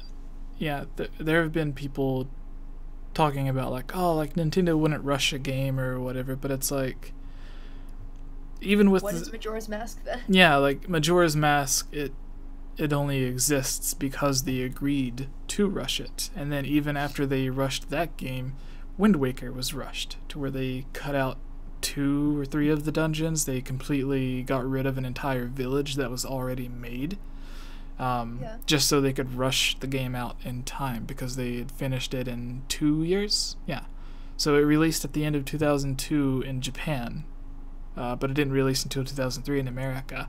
But they didn't begin work on the game until after they had released Majora's Mask, which released in 2000. So it's like they made Majora's Mask, rushed in a single year, and then after that they rushed Wind Waker, which took 2 years, and then Wind Waker 2 would have likely came out in 2 more years, but they ended up changing it to a completely different art style, which made them take it even longer. And then they had to work out how to add motion control and stuff, because they were also putting it on the Wii. Anyways, that's off topic. Yeah, I think like Metroid Prime Trilogy, which was already rumored for a long time, I think that could be something, like in the same way that they released Wind Waker HD. Whenever they did that, Al Numo was basically like, sorry for the delay, here's something you can play in the, or no, it wasn't even delayed at that point. I think, yeah, Twilight Princess was their kind of apology, because they showed off Twilight Princess, and then or Twilight Princess HD, and then it ended with the new, like, 5-second cutscene for Zelda Wii U, as it was known. And it was the first time that we actually seen the Sheikah Slate. But whenever it came, it like popped up at the end and it said like 2016 or something like that. And everyone's like, no, they delayed it. Why would they do this? But then they're like, but they gave us Twilight Princess. So then people started putting it together. It's like, are we getting Twilight Princess HD because it was delayed? Or Like, did they just coincidentally announce Twilight Princess HD and give us a trailer on the same Nintendo Direct where they delayed Zelda Wii U? Yeah. But anyways, yeah, I think Metroid Prime Trilogy could be coming because of the delay, or at least coming a little bit faster.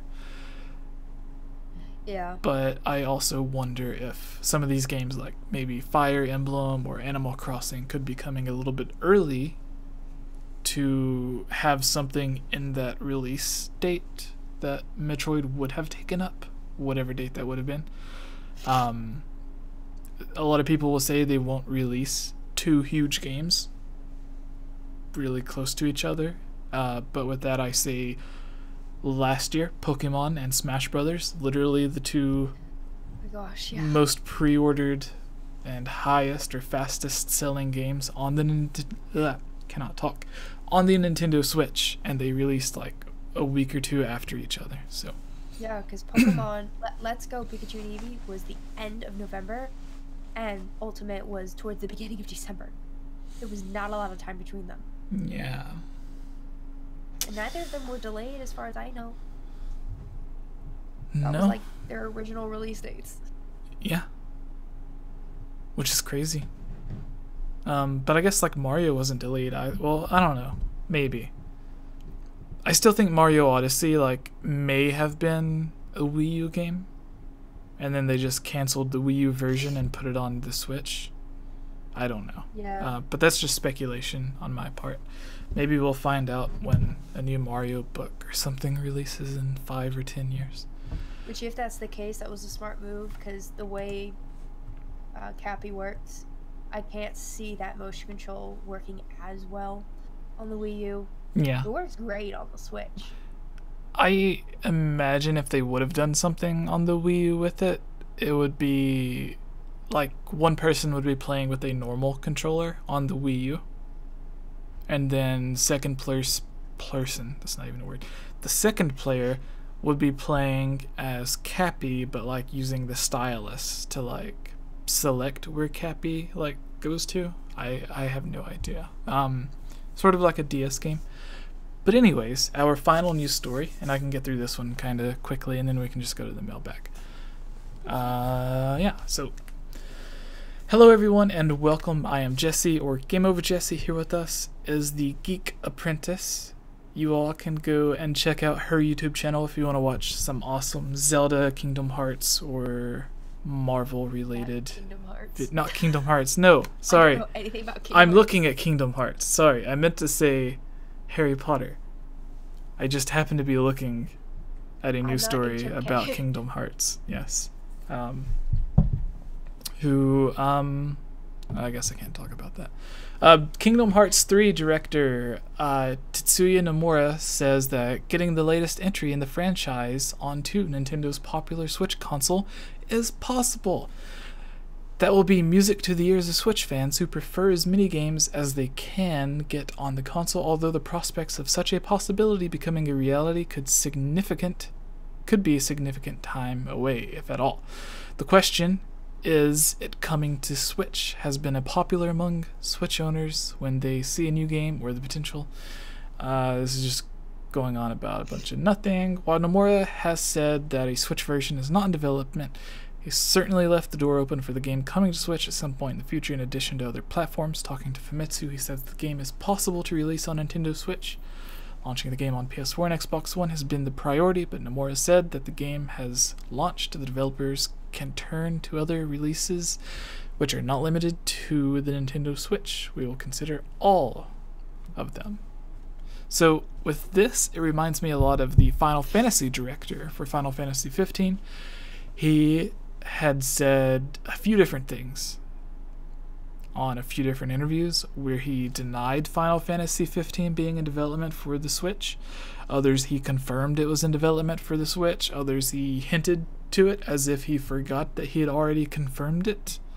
So I don't really know what was going on with that, but they said that one of the interviews specifically with Final Fantasy 15, which gives me hope for Kingdom Hearts 3, this news story, was they said they were having issues getting their I don't even know what the name of the engine is. Fabulous Crystallis Chronos something. I don't know. The engine for Final Fantasy 15, they were having issues getting it to run on the Nintendo Switch, and they said they were actually working with Epic Games to convert Final Fantasy 15 to the Unreal Engine 4 so that it could work on the Nintendo Switch. They said that it would look the same, it would run the same, it would be the exact same game, just running on a brand new engine. And then sort of downgraded visually so that it would run on the Switch. Not like characters not looking the same or looking kind of wonky, just running in 720p instead of like 1080p or whatever. But anyways, they were talking about doing that, and then that ended up turning into a different version that they were working on, which ended up being the Final Fantasy 15 Pocket Edition, which was like the cell phone version that came to the Switch. But with Kingdom Hearts 3 already being in Unreal Engine 3, or Unreal Engine 4, sorry, it would be a lot easier because the engine, like, they could literally just bring it over to the Switch in like less than a day, but then they would have to spend like weeks and months trying to optimize it to run on the Nintendo Switch as best as it could. Otherwise it would be running at like 10 frames per second if they just brought the PS4 version over to the Switch. But I believe it could at some point. If not, we know for a fact that the other Kingdom Hearts games could run on the Switch, because all of the HD versions that re-released for the PlayStation 3, they, like, the Nintendo Switch is a lot more powerful than the PlayStation 3 is. So if they could run on the PlayStation 3, then it would be easy for them to run on the PlayStation 4. Or not PlayStation 4, sorry. I keep getting confused, guys. It would be easy for them to run on the Nintendo Switch. And since they mentioned that one of the biggest issues with Final Fantasy 15 coming to the Switch was the engine the game being converted to the Unreal Engine 4 so that it could run on the Switch. They had even said they were working with people at Nintendo and working with people at Epic who created Unreal Engine to try to optimize it to run on the Switch. But they ended up apparently just going with the Pocket Edition. But Kingdom Hearts 3 already on Unreal Engine 4, so it would be a lot easier to just bring it over to the Switch. But before we spend too much time on this, Ilya, what are your thoughts on Kingdom Hearts 3? All of the Disney characters. Apparently, there's a lot of people that are... some are very excited, some are very... I wouldn't say regretful is the word, but apparently the scene from Frozen where they sing that Let It Go song is there in its entirety, and like they recreated that entire scene within Kingdom Hearts 3, so like that entire song is in there. So love it or hate it, you have to sit through the entire song. But yes, what are your thoughts on Kingdom Hearts 3? Would you pick it up if it came to Switch? I don't know. I'm interested in Kingdom Hearts. The one thing that always kept me back, even though like the last time there was a game released was like 12 years ago, what always kept me back from trying it was on the PlayStation, and I was like, I have no interest in other PlayStation games, so why would I get them console if I'm not gonna play other games? And as much as I would love to play Kingdom Hearts 3 if it came to the Switch, my understanding of the series is I need to know what happens in the first two, and it's a very complicated lore, a great lore, great amount of story, some of which you know if you watch Disney, but like in terms of the game and understanding Sora's character and everything. I never thought about that. I'd be interested, but I don't want to take the time to play the first two, nor do I really want to watch the Let's Plays. Because sometimes that's how I get like extra story content and figure out if I want to play is by watching a Let's Play, which sounds weird, but that's just how I work. And concerning the Frozen scene, I actually watched that cutscene, and first of all, I was impressed. First of all, for the fact that it was gutsy, to do that, to make that choice, because that's a love it or hate it type scene. I'm actually one of the few that's indifferent and is like, yeah, I don't care either way, whether I watch it or not. It's not my favorite Disney princess movie or favorite Disney movie at all, but I enjoy it. And the other thing about it is it was really well done. Like, if you're just comparing it to the actual movie, really well done. But the thing is, with that, when I was watching it, it's almost frame for frame. Whatever they show of Elsa singing is exactly like the movie, but they keep cutting back to Sora and, like, I think it's like Goofy and Donald Duck. They keep cutting back to them, and they're like, what's going on? What's happening? Let's follow her. And I think, like, afterward, Sora goes, I have no idea what just happened. Which would be pretty accurate if you walked in on that. You'd be like, huh? And I don't know what happened in the game leading up to that, but I thought it was funny that they intertwined the characters being like, I'm sorry, what's going on? So. Yeah, so you mentioned that, like, some of the story comes from the actual Disney movies, and I had never thought about that, because there had been people talking about how Kingdom Hearts 3 or the Kingdom Hearts timeline was just as confusing as Zelda. And I'd always thought, like, to me, the Zelda timeline isn't that confusing, but if you are a new player, I could see how it is confusing, because to me, everything, like, if you look at Hyrule Historia and you play the games, it all makes sense, like, the way they lay it out. So, like, it's not confusing at all to me. But with Kingdom Hearts, it's not necessary to play the games either. Yeah, and I looked at Kingdom Hearts, like, well, there's not even half as many games, so how is it as confusing? But then you mentioned the movies and stuff, so it's like, if you haven't seen a lot of those Disney cartoons or movies, then yeah, it's like, whether you played the games or not, if you come across, like, the Toy Story world, which is a new world in this, it's like, if for some reason you've never seen Toy Story, I don't know who hasn't seen Toy Story. I know, what's wrong with you if you haven't seen that?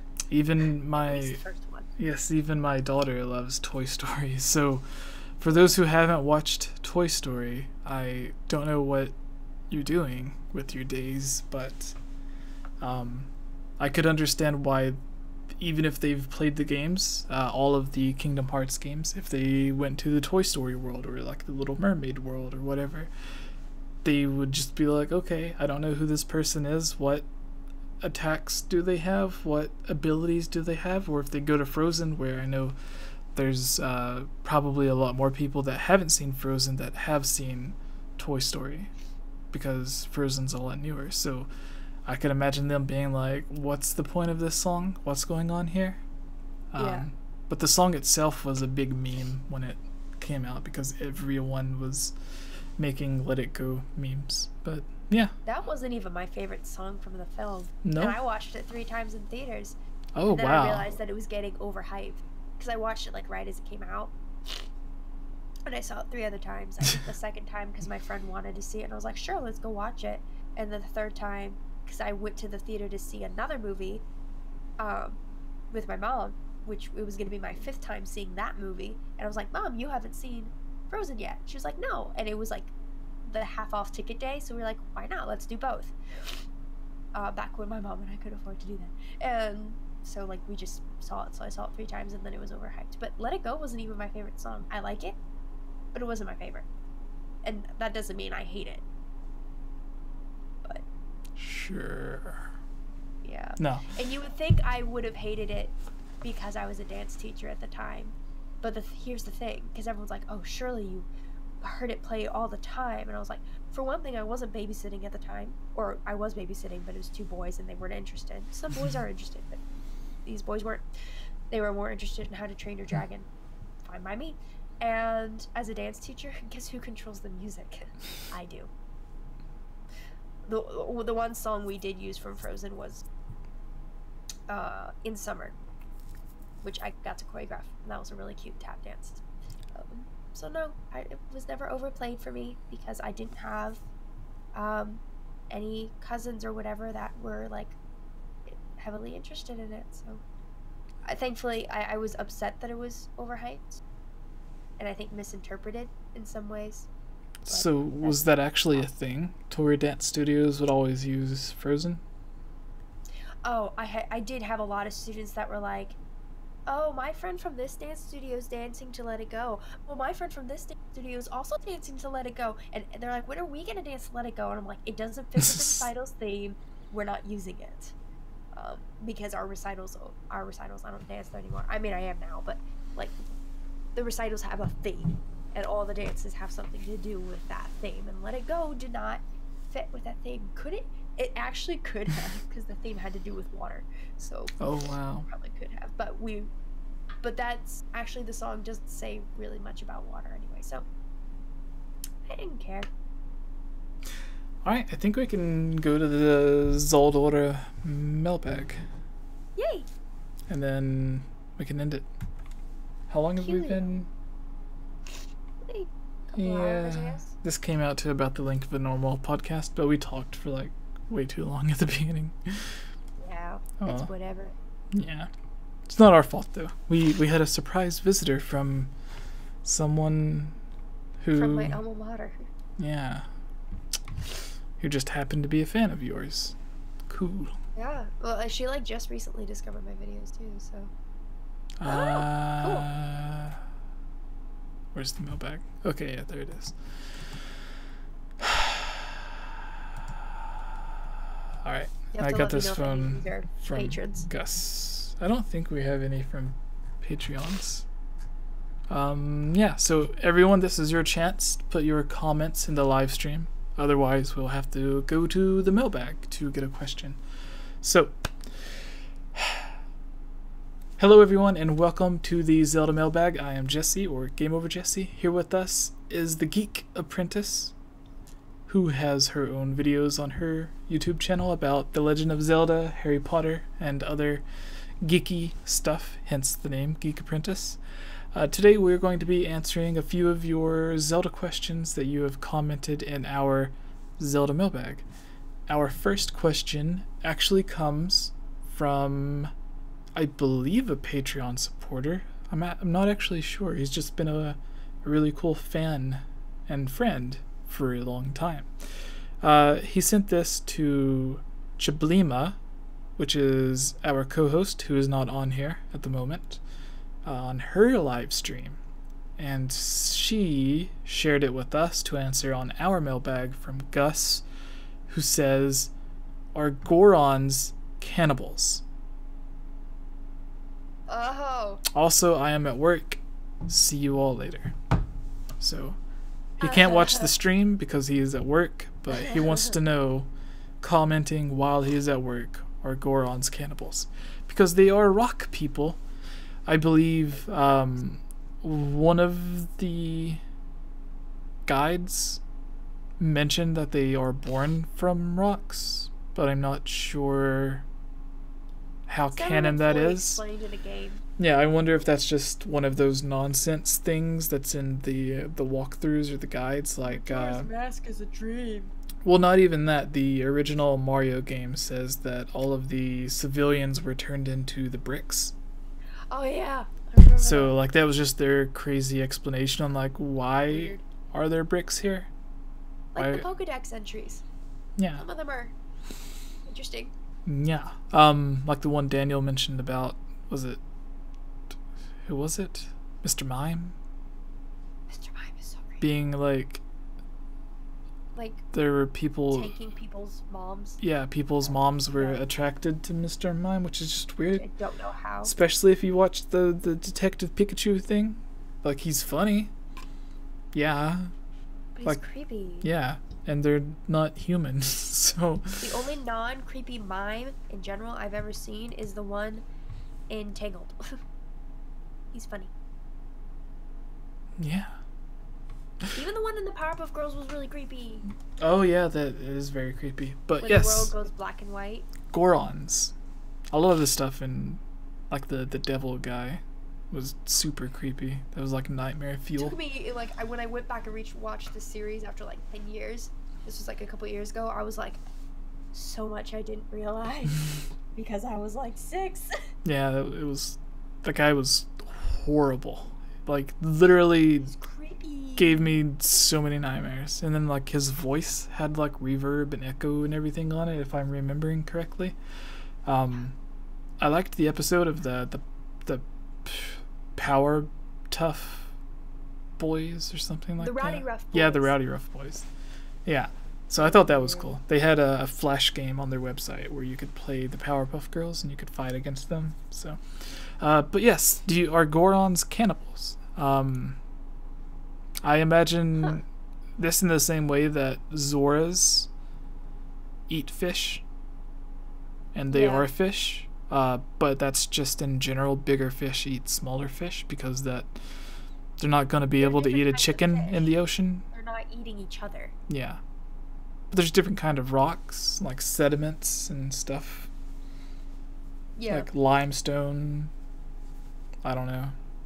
All the different types of rocks. They have like the rock sirloin and stuff, and like what Abigail said in the chat, I completely agree. That's what I was thinking. It's a different type of rock. Maybe there's a special kind of rock that Gorons magically appear from, more like some thing or whatever. It has to be like a specific type of rock, but they eat sedimentary rocks. They eat rock sirloins. You know, just kind of like how we eat beef and pork. Like, it's all meat. We're all, you know, like living creatures, but, you know. Yeah, like there's. It doesn't make us cannibals. Like, we would have to be eating other humans. They're not eating other. Right. That's a really interesting question. I never thought about there's that. Different ores and like limestone and marble and diamonds and they say coal. Those taste nasty. They hate like amber and things like that. Like the nasty rocks. Go take them. Apparently they're valuable. And then in Ocarina of Time, they all wanted to eat the Goron ruby, so they kept it like hidden away, so that no one would eat it. But yeah, do you have a question picked out? Yes, I do. This comes from. We'll actually do a quick mailbag. After this, we'll do one more question, and then we'll end it because it's 10:30 already. That's okay. So, 2 more questions. So, this question comes from Superlink, who was actually in my stream last night too. Oh, cool. What aspect of Zelda is your favorite? Which, if this is a question y'all have already answered, because I've been here a while, just nope. Do you prefer the dungeons, gameplay, stories, lore, etc., or something entirely different?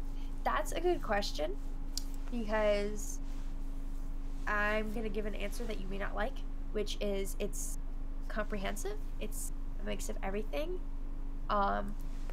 What I love about Zelda is how well everything works together. I mean, if I have to pick like my favorite part on its own, would be the music. If you just gave me that music and I never played the games, I would probably still like a lot of it.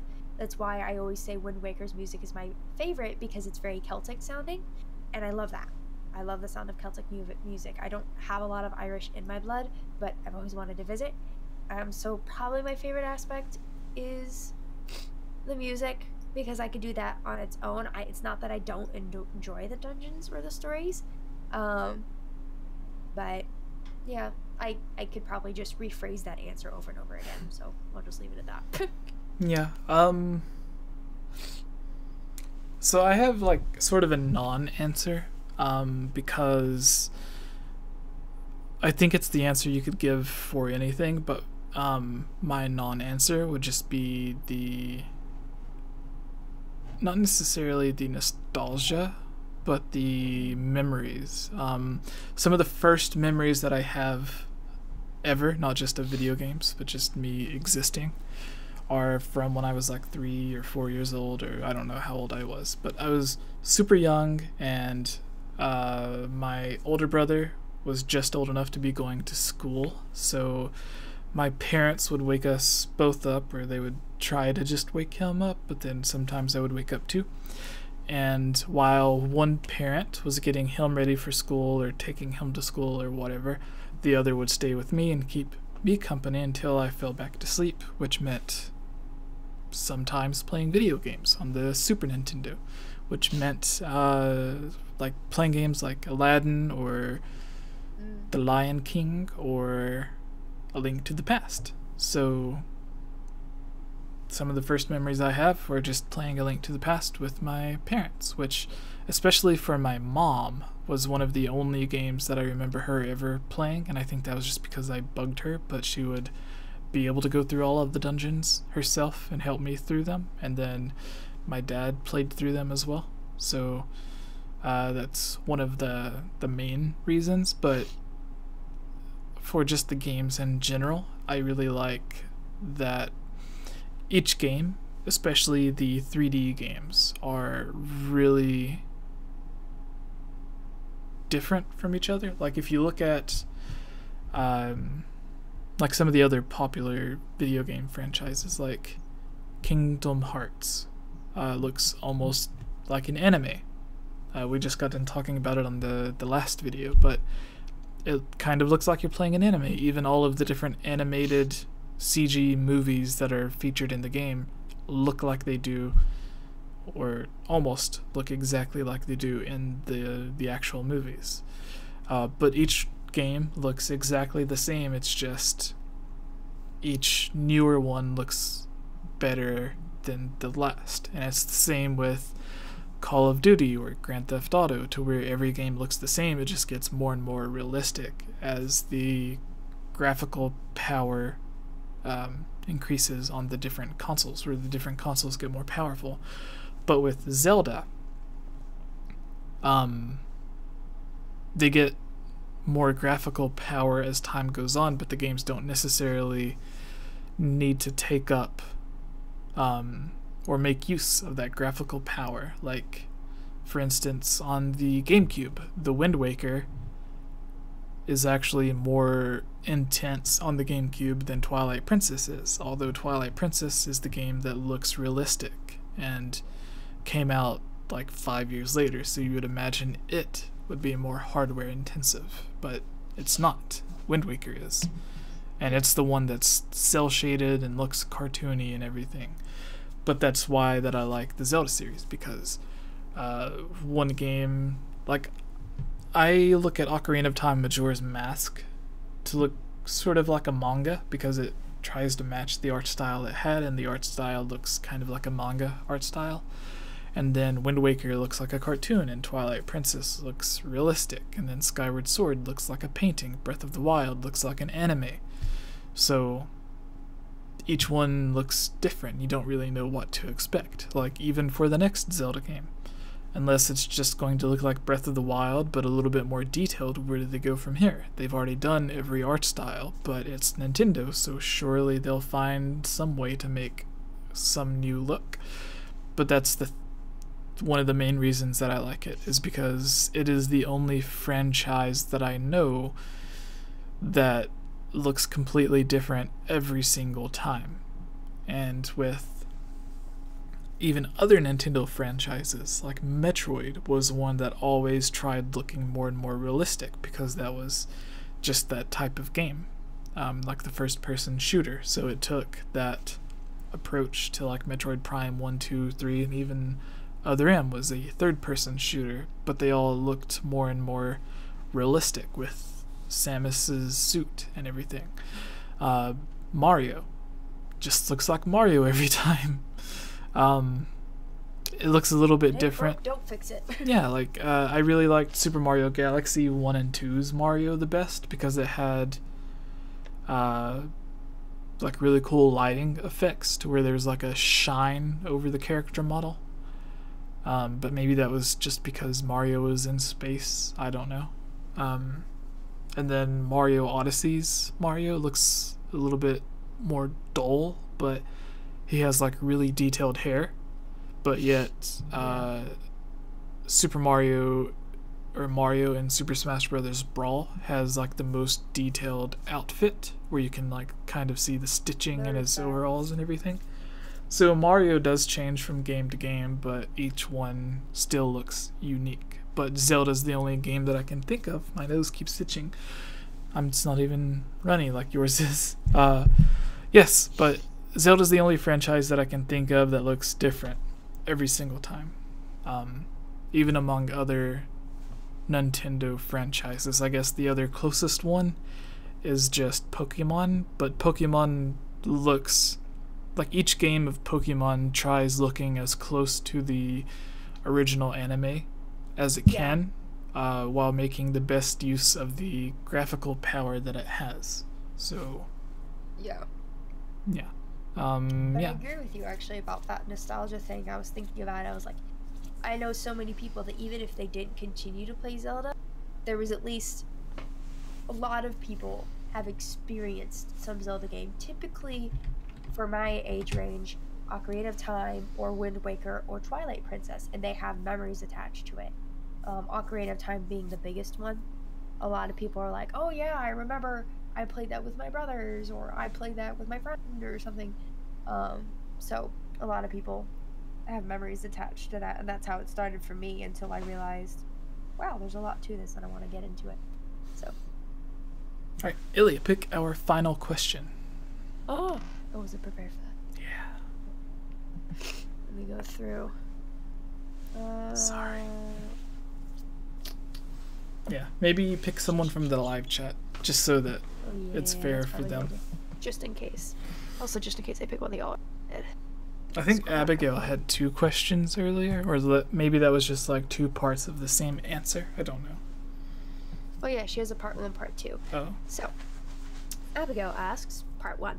If you could choose any champion or champion descendant to have their own spin-off game, which would you choose? Part 2. Oh, we answered this. Oh, you guys did answer it? Yeah, it was even... I picked that question for the Zelda mailbag as well. The one that I did. You already answered this. Yeah, we've answered it a few times, and then I also picked that to ask people on one of the last videos that I made. Oh, so, okay. Maybe, Abigail, maybe you haven't seen that video yet. They answered it. Yeah, you get a shout out at the beginning of that one. So, pick another. Sweet.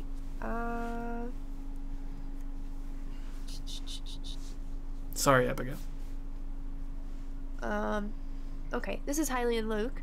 I know he says him. he honestly doesn't remember if you guys made it, if we've made a video on this. But what are 5 things you'd change from Breath of the Wild, and what are 5 things you'd keep from Breath of the Wild in the next Zelda game? For me, what I would keep, there's a lot of things actually I would keep.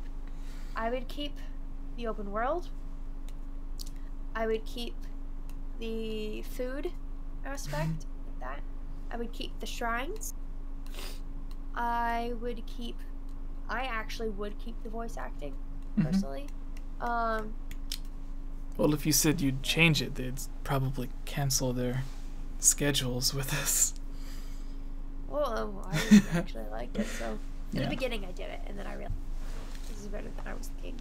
Give it a chance. And I think the 5th thing I would keep was climbing, being able to climb anything. 5 things I'd change: better dungeons, like bigger dungeons. I didn't mind the Divine Beasts, but bigger dungeons. A better final boss. I've never beaten the final boss, I know, but I have seen it, and it does look a little lackluster. So yeah, I would change something. I don't mind the rain, in the sense that I think it's interesting to be. It can be frustrating, but I don't mind it too much. It makes me have to think about a different way around it. But I wish there was a way to combat it a little bit, even if it was difficult, like if you had to give up extra stamina or give up hearts or something. Or if it took rupees, like that one really weird outfit at the end of Twilight Princess has. So that's something I would change. Maybe make the rain less. I don't know. Something like that. Yeah.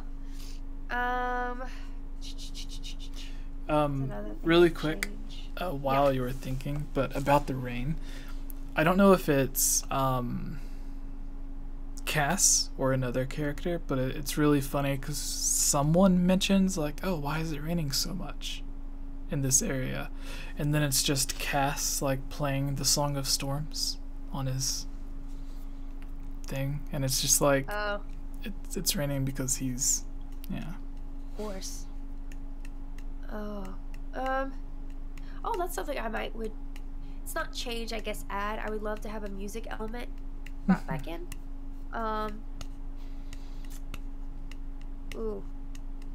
I'm gonna do 6. I'm sorry. May do more with the water.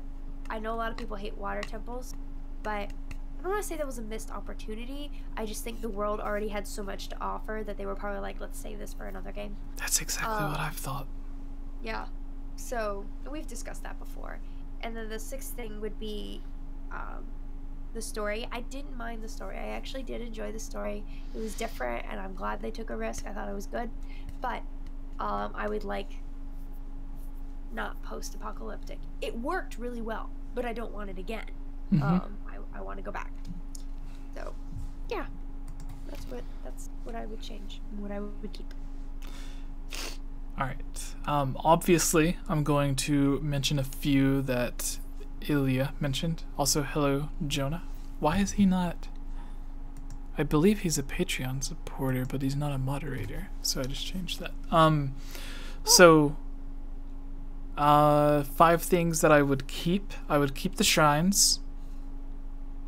But that also goes with something that I'm going to say with the things to take away. But I would keep the shrines.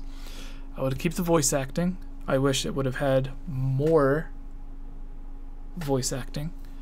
I would keep the stamina system. I would keep the weapon system. Yeah, Tubes, we're actually on the very final question for the mailbag. So that's 4. And then the 5th thing that I would keep that I liked was... Wait, did he ask for things that we would keep or things that we liked? Both. Okay. No, things that we would keep from the game. And then things that we would change okay. about the game. The final thing would be...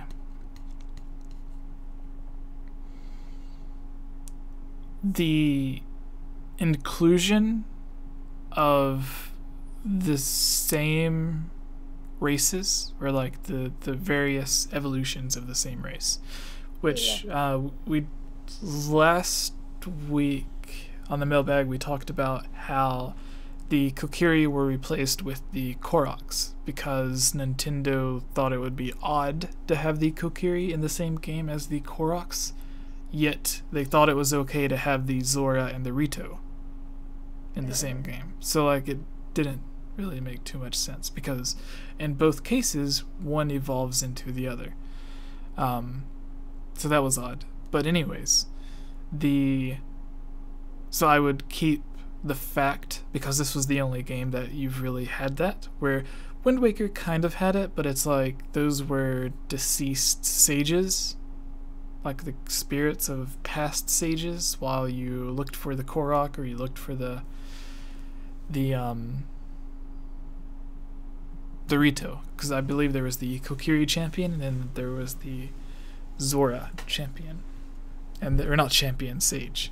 Jeez, kind of the same thing though, like the spiritual leader of the crew or the race. But anyways, so that's the 5 things I would keep. The things I would change is underwater exploration. Same thing that the Geek Apprentice had said. I believe the only reason it wasn't in the game is because Nintendo thought, if we put absolutely everything in this game, what will we do for the next one? So they purposefully left certain things out, like underwater exploration, traditional themed temples, which is the 2nd thing that I would bring back. And that is why they weren't in Breath of the Wild, because they knew, well, if we can't think of any new original ideas for Breath of the Wild 2 or whatever the sequel would be, it would be that. Should I join the mailbag? If you want to join Tubes, please do. We will let you answer the final question. We'll do one more question for you. Yeah. But yes. It's not that late. So with the 2, the first 2, they kind of go together, adding in temples and adding in shrines. Because I would take away half of the shrines to where instead of 120, we would have 60. And then take the dungeon layouts or the rooms, the puzzles and everything that you would have put inside those, the second half or the second set of 60 shrines, and just put those inside of like 6 dungeons or 6 themed temples. That way you have 60 shrines, you cut the original number in half, which is still an incredible amount of shrines, but you also have 6 actual themed dungeon temples that everyone can want. We already answered your cannibal question, Tubes. Sorry. You answer a different one though, and she can pick it. Yeah. And then the third thing that I would add is a musical instrument. I really liked the Ocarina. Not so much the Wind Waker, but I really enjoyed the Ocarina because those songs were just more memorable, and you didn't have to play them a certain way or at a certain rhythm. You could just play them. I always played them the way they would in the song. I'd be like, I have to. My brother's like, just why are you taking your time? I'm like, it's for the experience, man. Yeah. So like, if each of the not Great Plateau, if each of the towers in Breath of the Wild, like each area had its own song that you would play and then warp there, I think that would have been really great. Like if you would have played the Temple of Time to go to the Great Plateau, or like not the Temple of Time, the song of what was the Song of Light, the song called Prelude of Light. Yes, the Prelude of Light. So like you would play that to go there, or like you would reuse a lot of these to go there. To go to the one the tower closest to Kakariko Village, you would play the Nocturne of Shadow or whatever.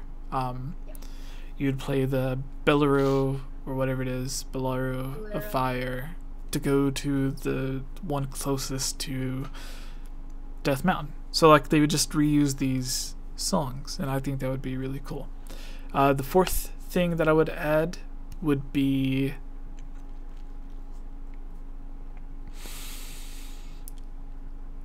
did Breath of the Wild have it? I don't think it did. Kind of like not playable, but I would have time travel because I really like time travel. Maybe I'm just biased because of Ocarina of Time.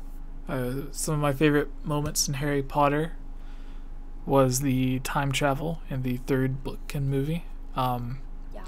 I have mixed feelings, kind of like the mixed reviews we talked about earlier. I have mixed feelings about the new play or book because I don't like a lot of the things that it does, but it's basically all about time travel, so I like that.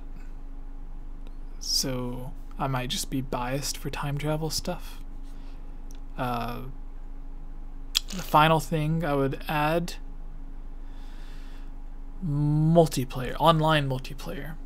In Breath of the Wild, you kind of had multiplayer to where you wouldn't play with a person, but you could add in Wolf Link, which was controlled by the CPU. So in the same way that it would be completely optional in Breath of the Wild to add in Wolf Link and have a computer play as Wolf Link, let it be so that if I summon Wolf Link or if I summon a different character, the funnest situation would be like if you could summon in another Hylian like Zelda or whoever, or Sheik or a Goron, Zora, that could control the same that they did in Majora's Mask when you could play as them. Yeah. But a CPU would control them like they do for Wolf Link.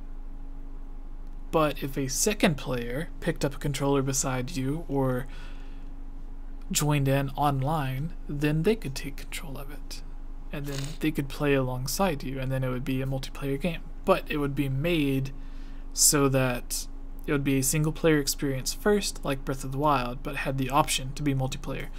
Like in Wolf Link in Breath of the Wild would just, like, he would help you attack enemies and find treasures and stuff like that. So that would be my thing. I guess Tubes isn't going to be joining. I don't know. We can answer one more question. She can choose it. Yeah, if you want to choose a question, Tubes, we will count down from 15 seconds to see if you say that you want to. Is that how long the lag is? I think the lag's like 5 seconds, but I'm just giving her an extra 10. Not to pick a question, but 10 seconds just to say that if she wants to. If she wants to join, yeah. But I guess we could answer another question in that time. She just said, "Oh." Should I? Yes. Yeah. Join, Tubes. Do it. Join and do the final question. Come on. We are. We were, but then you said you wanted to join. Yeah. So why not? Just join and do the final question. Do it. Do it. No one knows when the next Zelda game will be released, Christine. There's a lot of speculation, but that's all it is speculation. No one knows anything. We don't even know if it'll be a remake, 2D, 3D, a reimagining, a spin-off like Hyrule Warriors. Like, there's so many different things it could be. Yep. So many things. Would you like a possible new rune for the Sheikah Slate to be, like, considering Breath of the Wild's engine? Tubes! Hello. We have Yeah, matching hair. We both have purple. Okay, I'm here and I'm ready for a question. Yeah. Throw it at me. You get to Lay pick it down. You get to pick the final question. You pick it. Oh. Just scroll through. We answered the Goron question. We answered 5 things you would change, 5 things you would keep from Breath of the Wild, and we answered favorite aspect of Zelda. So if you see those questions, we've heard the answer. And we did your. Well, you know about them. I know. That was just like a weird joke on. Yeah, it was funny. I was like, I never thought about this, but. Yeah. Okay, so. And the Zora also eat fish, so. Yeah. There's just like weird cannibalism that happens everywhere. Sorry, I'm trying to find the. Like the way we thought about it was like, well, we eat other meat, but it's not cannibalism because they're not humans. Yeah, like Zoras aren't eating Gorons Zoras. are like a certain type of rock, but they're eating different types of rock. Yeah, Like fish right? eat other kinds of fish. Yeah, like we use the example of like there's marble and limestone and different types of sediment and diamonds and ores and everything. Different metals. That's probably what it is. Yeah. I mean, some animals like hamsters eat their young sometimes. Did you So guys that's enter the gross. one by Super Link? That's the favorite aspect of Zelda. Okay. Yeah. Yes, the one I did. He was in my chat last night. Oh, exciting. Yeah. I had a consistent 12 people. I was like, what is this? Why are y'all interested at all? Huh? Sorry, some of these questions are so weird. I was nervous because I was like, I haven't been on the podcast in forever, so I have no idea which of these have been answered. Thank you. Yeah, that's kind of how I'm feeling right now. I'm like here in a poncho. Apparently I'm picking the last question and I'm like, What's happening? People are so excited in the chat. Did you guys ask the one by Fallen Echo as well? Oh, what was what that is it? one? If you could design your own Zelda game? We kind of just did that with the 5 things that we would add. Yeah, because I guess technically the 5 things you would add is basically just making your own Zelda game, so. Yeah. Sorry, my microphone is really far away. I don't know if that close to it. There we go. What about the one by Abigail for the champions? Yeah. That was answered in a We previous did one, that on the apparently. last one. You can do the live chat. It has a bunch of cool questions. Oh, let's take a look at the live chat. See what you guys have for me. Give me something good. How was your day, by the way? Very, very snowy. I see that on the Instagrams. Yeah, we got a lot of snow. Well, 10 centimeters of snow. I don't know what that is in inches, sorry. I mean, it's only a few inches, I think. That's not too bad, I don't think. Ooh, actually, I like this one from George. The, what would you like for a possible new rune for the Sheikah Slate to be like?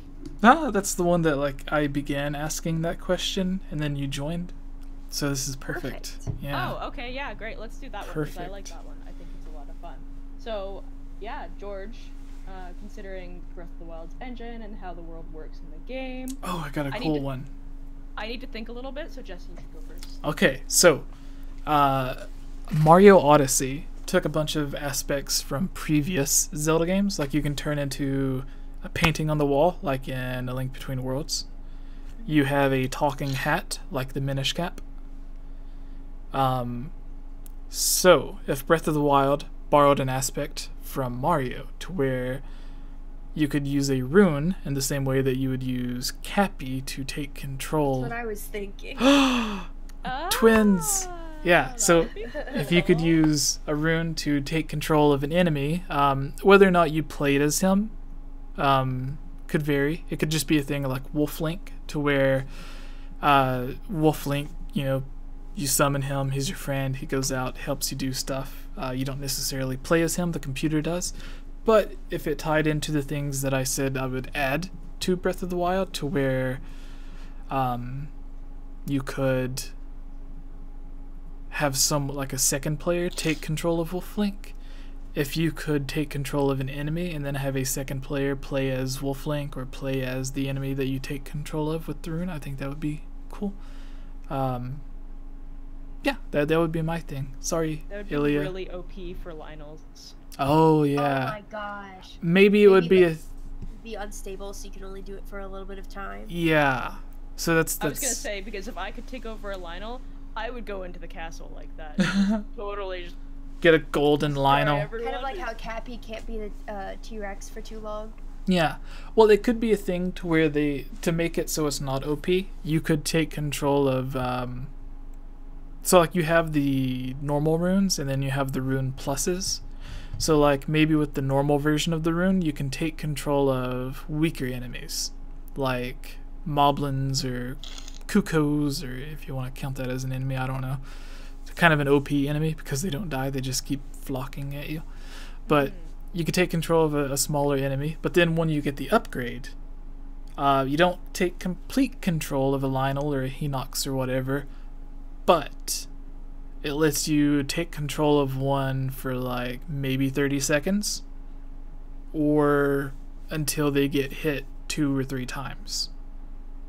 And then they go back to normal. And then you have to wait for it to charge up again, and then you can do it again. that sounds fair. Yeah. Alright, sorry Tubes. Or not Tubes, Ilya. Sorry. No, that's fine. I stole your answer. Just gotta think some more. Yeah, I need to stop using my super power of mind reading. Yeah, seriously, man, how rude. You're like, Ilya seems to have a really good idea. Yoink. On occasion, I have good ideas. None of the multiplayer stuff will never happen. Actually, It's already happened. yeah, the Alanuma said for the next mainline Zelda game, he wants to take what he learned from the engine of Breath of the Wild and apply the multiplayer from Triforce Heroes to it. So technically, they're already working on it according to Alanuma. So, yeah. And Breath of the Wild originally started as a multiplayer game when it was Zelda Wii U. So. And Nintendo is a someone pretty said big that player. someone said that Cuckoos are even more OP than Lynels. They are. If they attack the Cuckoos, they'll attack the enemies. The enemy, yeah. Yeah. Funny. Imagine capturing Ganon. He doesn't I feel move. like that would be a limit. So, Ganon, like the incomplete version of Ganon would be cool, but like the final version of Ganon just kind of stands there. So like, it would be cool if you could. Someone should mod the game so you could ride the Beast Ganon as a mount. Good lord. That would be so much fun. You could You be would like, destroy whatever is left of Hyrule. you'd be like 200 feet in the air. But yeah, all right, you guys go. I need to shut up. Sorry. Oh, I'm trying to think. I was thinking, like, for more lore aspect, I like that they did the memories, but like if they could like scatter like books or like have people around that spoke a different language or something, or that like didn't understand, I think that would be a really cool way to add in lore, because then you would actually have to like go through and like read and get to know the game a little bit more, whereas like you don't really get a lot of the lore without doing the memories and getting the divine beasts. So thinking like some sort of cool rune to like translate. Wind Waker and Twilight Princess sort of had that. There Yeah. were Yeah. the ancient sky language. You had to find the book and all of the owl statues to translate. And then in the Wind Waker, there were like the language of the gods or something like that. Like whenever Jaboon and other people would talk to you, you couldn't understand it unless you did certain things, and then you'd have to replay the game so that you could understand everything. So that was really cool. Choops, good job. I like that idea. I'm just a big fan of lore, and it's just a really cool way to kind of get to know different parts of the game, because like there's a lot of the game that we wouldn't know about if we didn't go out and research it on the outside. So that would be like for the die-hard Zelda fan that maybe doesn't spend their time on YouTube getting educated from people like Jesse. You know. Scorch in the chat says, why ride Epona when you could just capture her? This isn't Pokemon. Jeez. I guess it would kind of turn into Pokemon if you could do that. If you could just like, yeah, like if they literally made it to where instead of just using the rune, you threw it at the enemy. Oh my gosh. They just turned Breath of the Wild into Pokemon. It'll be fun. And then you have the different... I think of a different rune idea, but something it's not really related. Half is. I know some people know, you guys probably know that like in the original Japanese version of Breath of the Wild, the slate, rather than just having like the pictures of the Hyrule Compendium or whatever, there were actual diary entries from Link. Like him talking about like the things that he found and like after his thoughts like on the memories or whatever. Not like giving him too much of a personality, but they took it out for all other releases, which I do get why.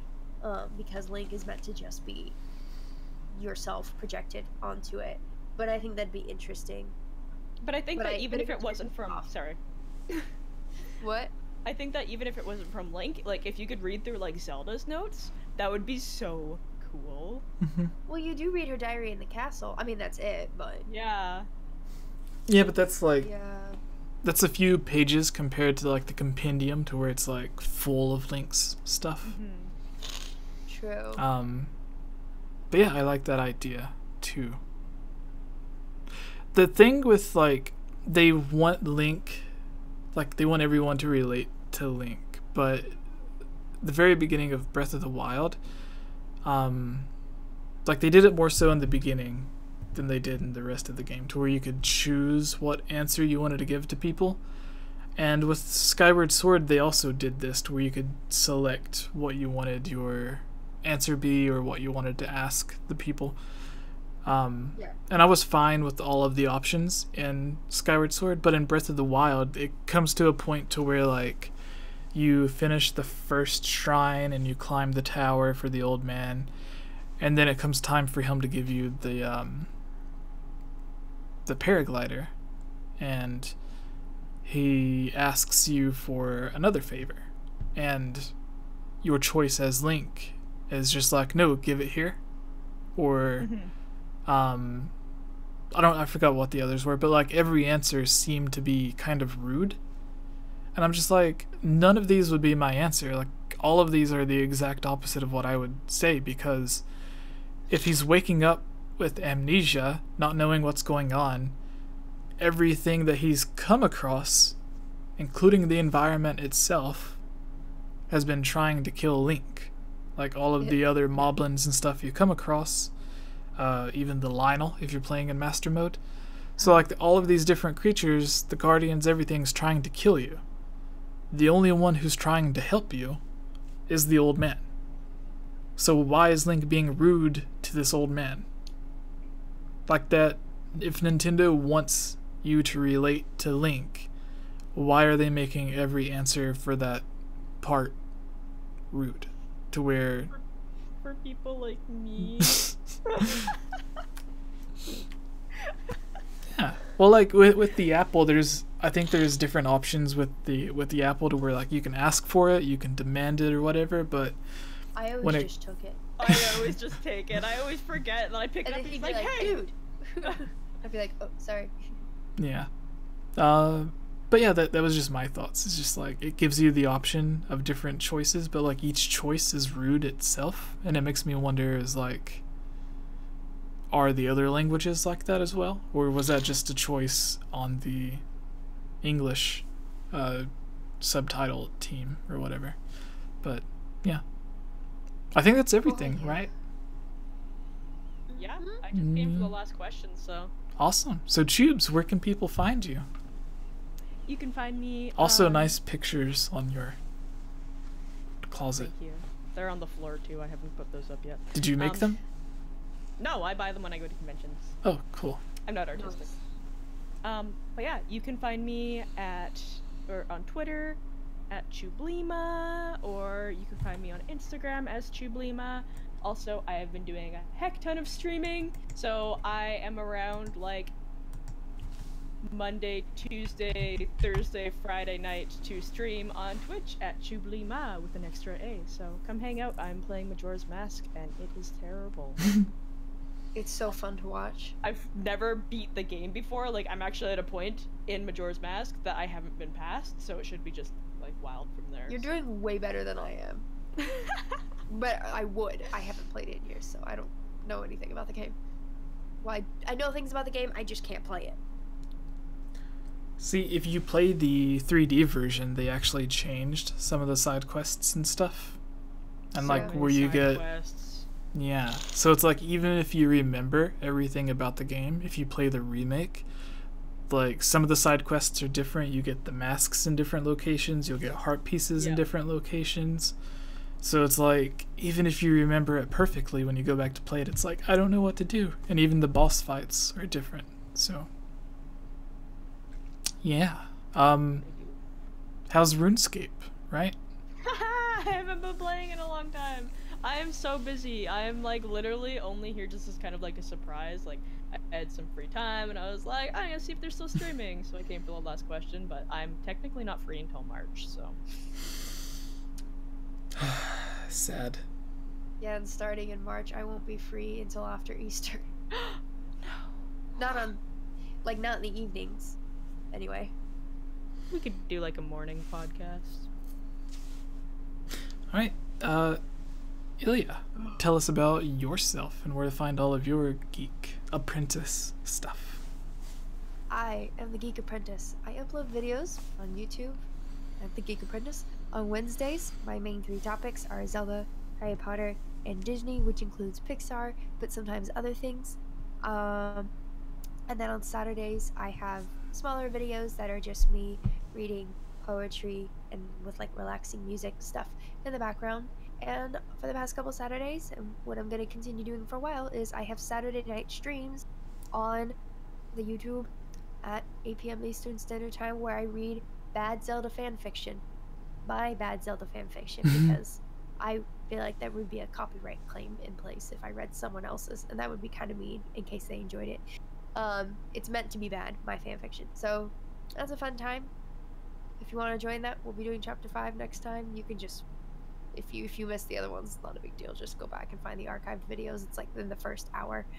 So yeah, that's what I do. I have an Instagram. I don't tend to do much on there, which also just note, if you message me on there, I probably won't answer. I forgot that people could direct message me on there. And so I had like 10 requests for conversations from people I didn't know. And I thought about going through them, but then I realized I have too much anxiety to actually answer them. So please don't direct message me on there. You can, I just probably won't answer because 1, I'll forget, and 2, I prefer just talking to people via this way. Yeah, and you... That means become a patron and go to our Discord. Yeah, you, I do have a Patreon. You actually posted this story, the other day. I did, I made a story where it's like... I was like, I need to clarify this. Yeah, you had Someone like... commented on like one of my videos, I think like, I was really confused. They were like, I tried to follow this girl on Instagram and she completely ignored me. And I'm like, I have a public Instagram. You're allowed to follow me. Unless you tried commenting and I never responded. Which, like, okay. I was confused, but then it made me think, wait, messaging me, and I had to, like, go, and I was like, oh, I forgot. But I wouldn't have answered anyway, because I feel weird. They were really funny, because I think on the first, because you had, like, 10 different, like, 15-second clips. I just continued it. And it was like, I think you just got home from, like, dance or something like that. It So was a like Monday. I had just gotten back from dance. yeah, so you're just like not necessarily out of breath, but you looked like you had been really active for a moment, and then you're just all of a sudden freaking out like, so for all of you guys who had messaged me, I'm sorry, I didn't know this existed. That's literally what I said. I'm like, I'm sorry. And then I got a message from Daniel like 5 minutes later. This happened to me. Oh my I was god. like, I know, I didn't know. Yeah, I guess Daniel and I Notified me. we both messaged and it went unanswered. Well, like if it's a mutual follow or someone I do at least follow, and they message me, it notifies me. Like there's a little like red dot in the corner. It says, Yeah. "Hey, you have a message." But if it's someone that I don't follow, even if they follow me, I don't see anything. Kind of like with Facebook back when I used to be on it, I would not realize that people were messaging me, and it'd be under message request. Yeah. I don't have a Facebook anymore for anyone wondering, but yeah. And on Instagram, there's what? Oh, anyways, didn't say anything. on Instagram, there's I didn't know that it did this. I thought it was just like a normal comment, like when you comment on a picture or something. But on Instagram, if you reply to someone's story, for me, it automatically sends them a message, which I Yeah. think is how whenever I sent you the message, I don't think it was me actually sending a message. It was just me replying to the thing. Yeah. But I thought it was like someone could just click on it and see all of the comments that people had left on the story, which No. is what I was doing for a really long time. And then someone replied, and I'm like, oh, this doesn't leave a comment at all. This is a private message. But I mean, you can if like someone posts one of those things that's like me a question, and like you can respond to it on the story. Which I don't think I've ever. I maybe did on like my old personal Instagram. I don't know, but like someone that I follow, I did that recently, but I didn't get on in time to ask a question. all right. So- So Jonah says I should read fanfic, or I should write fanfic sometimes. I don't necessarily have a fanfic that I wrote, but I have an idea for like a pseudo Twilight Princess sequel that I would like to make a video talking about. There's someone else, Robin, I think is his name. He always comments asking us to read fan fiction and stuff on That's the where I channel. got the idea for my stream. And I've wanted to flesh out the story that I had and make a video about it, and like do like, instead of having this huge video talking about it, like a big 15-20 minute video talking about the entire story, maybe just make like several different 3 to 4 minute videos, giving like chapter after chapter sort of. So I thought about doing something like that. But anyways, thank you everyone for coming. I put links to everyone, even Daniel's social media. So if you want to go follow Ilya at the Geek Apprentice on Instagram, everyone else has their Twitter up. Chiblima, Game Over Jesse, Capt Bergerson. So go follow us, or friend us, or whatever YouTube or Twitter or Instagram does. Go do that, and thank you all for watching. It's almost midnight, so especially thank you to the people that stayed this long for us. Unless you're in California, then I guess it's like late evening. I don't know how time works. Like It would 8 be 8:10. Yeah. Like my time. Yeah. Pacific Standard, Pacific whatever it is. What is Zelda fanfic if not an idea for another game? Yeah, kind of. Where like people like to put Yeah. certain characters in relationships and stuff. Or like even Zelda theories are technically fan fiction. But yeah, Makes sense. thank you guys. Thank you, Chubes, for joining us at the very, very end. I really liked someone said hi Chubes earlier and put CHOOBS. Yeah. That was cool. Yeah, exactly. And thank you, Ilya. Everyone go follow the Geek Apprentice and Chiblima for their live streams and whatnot. If you want to see them play Zelda or talk about Zelda. Awesome podcast. Thank you, George. Bye, everyone.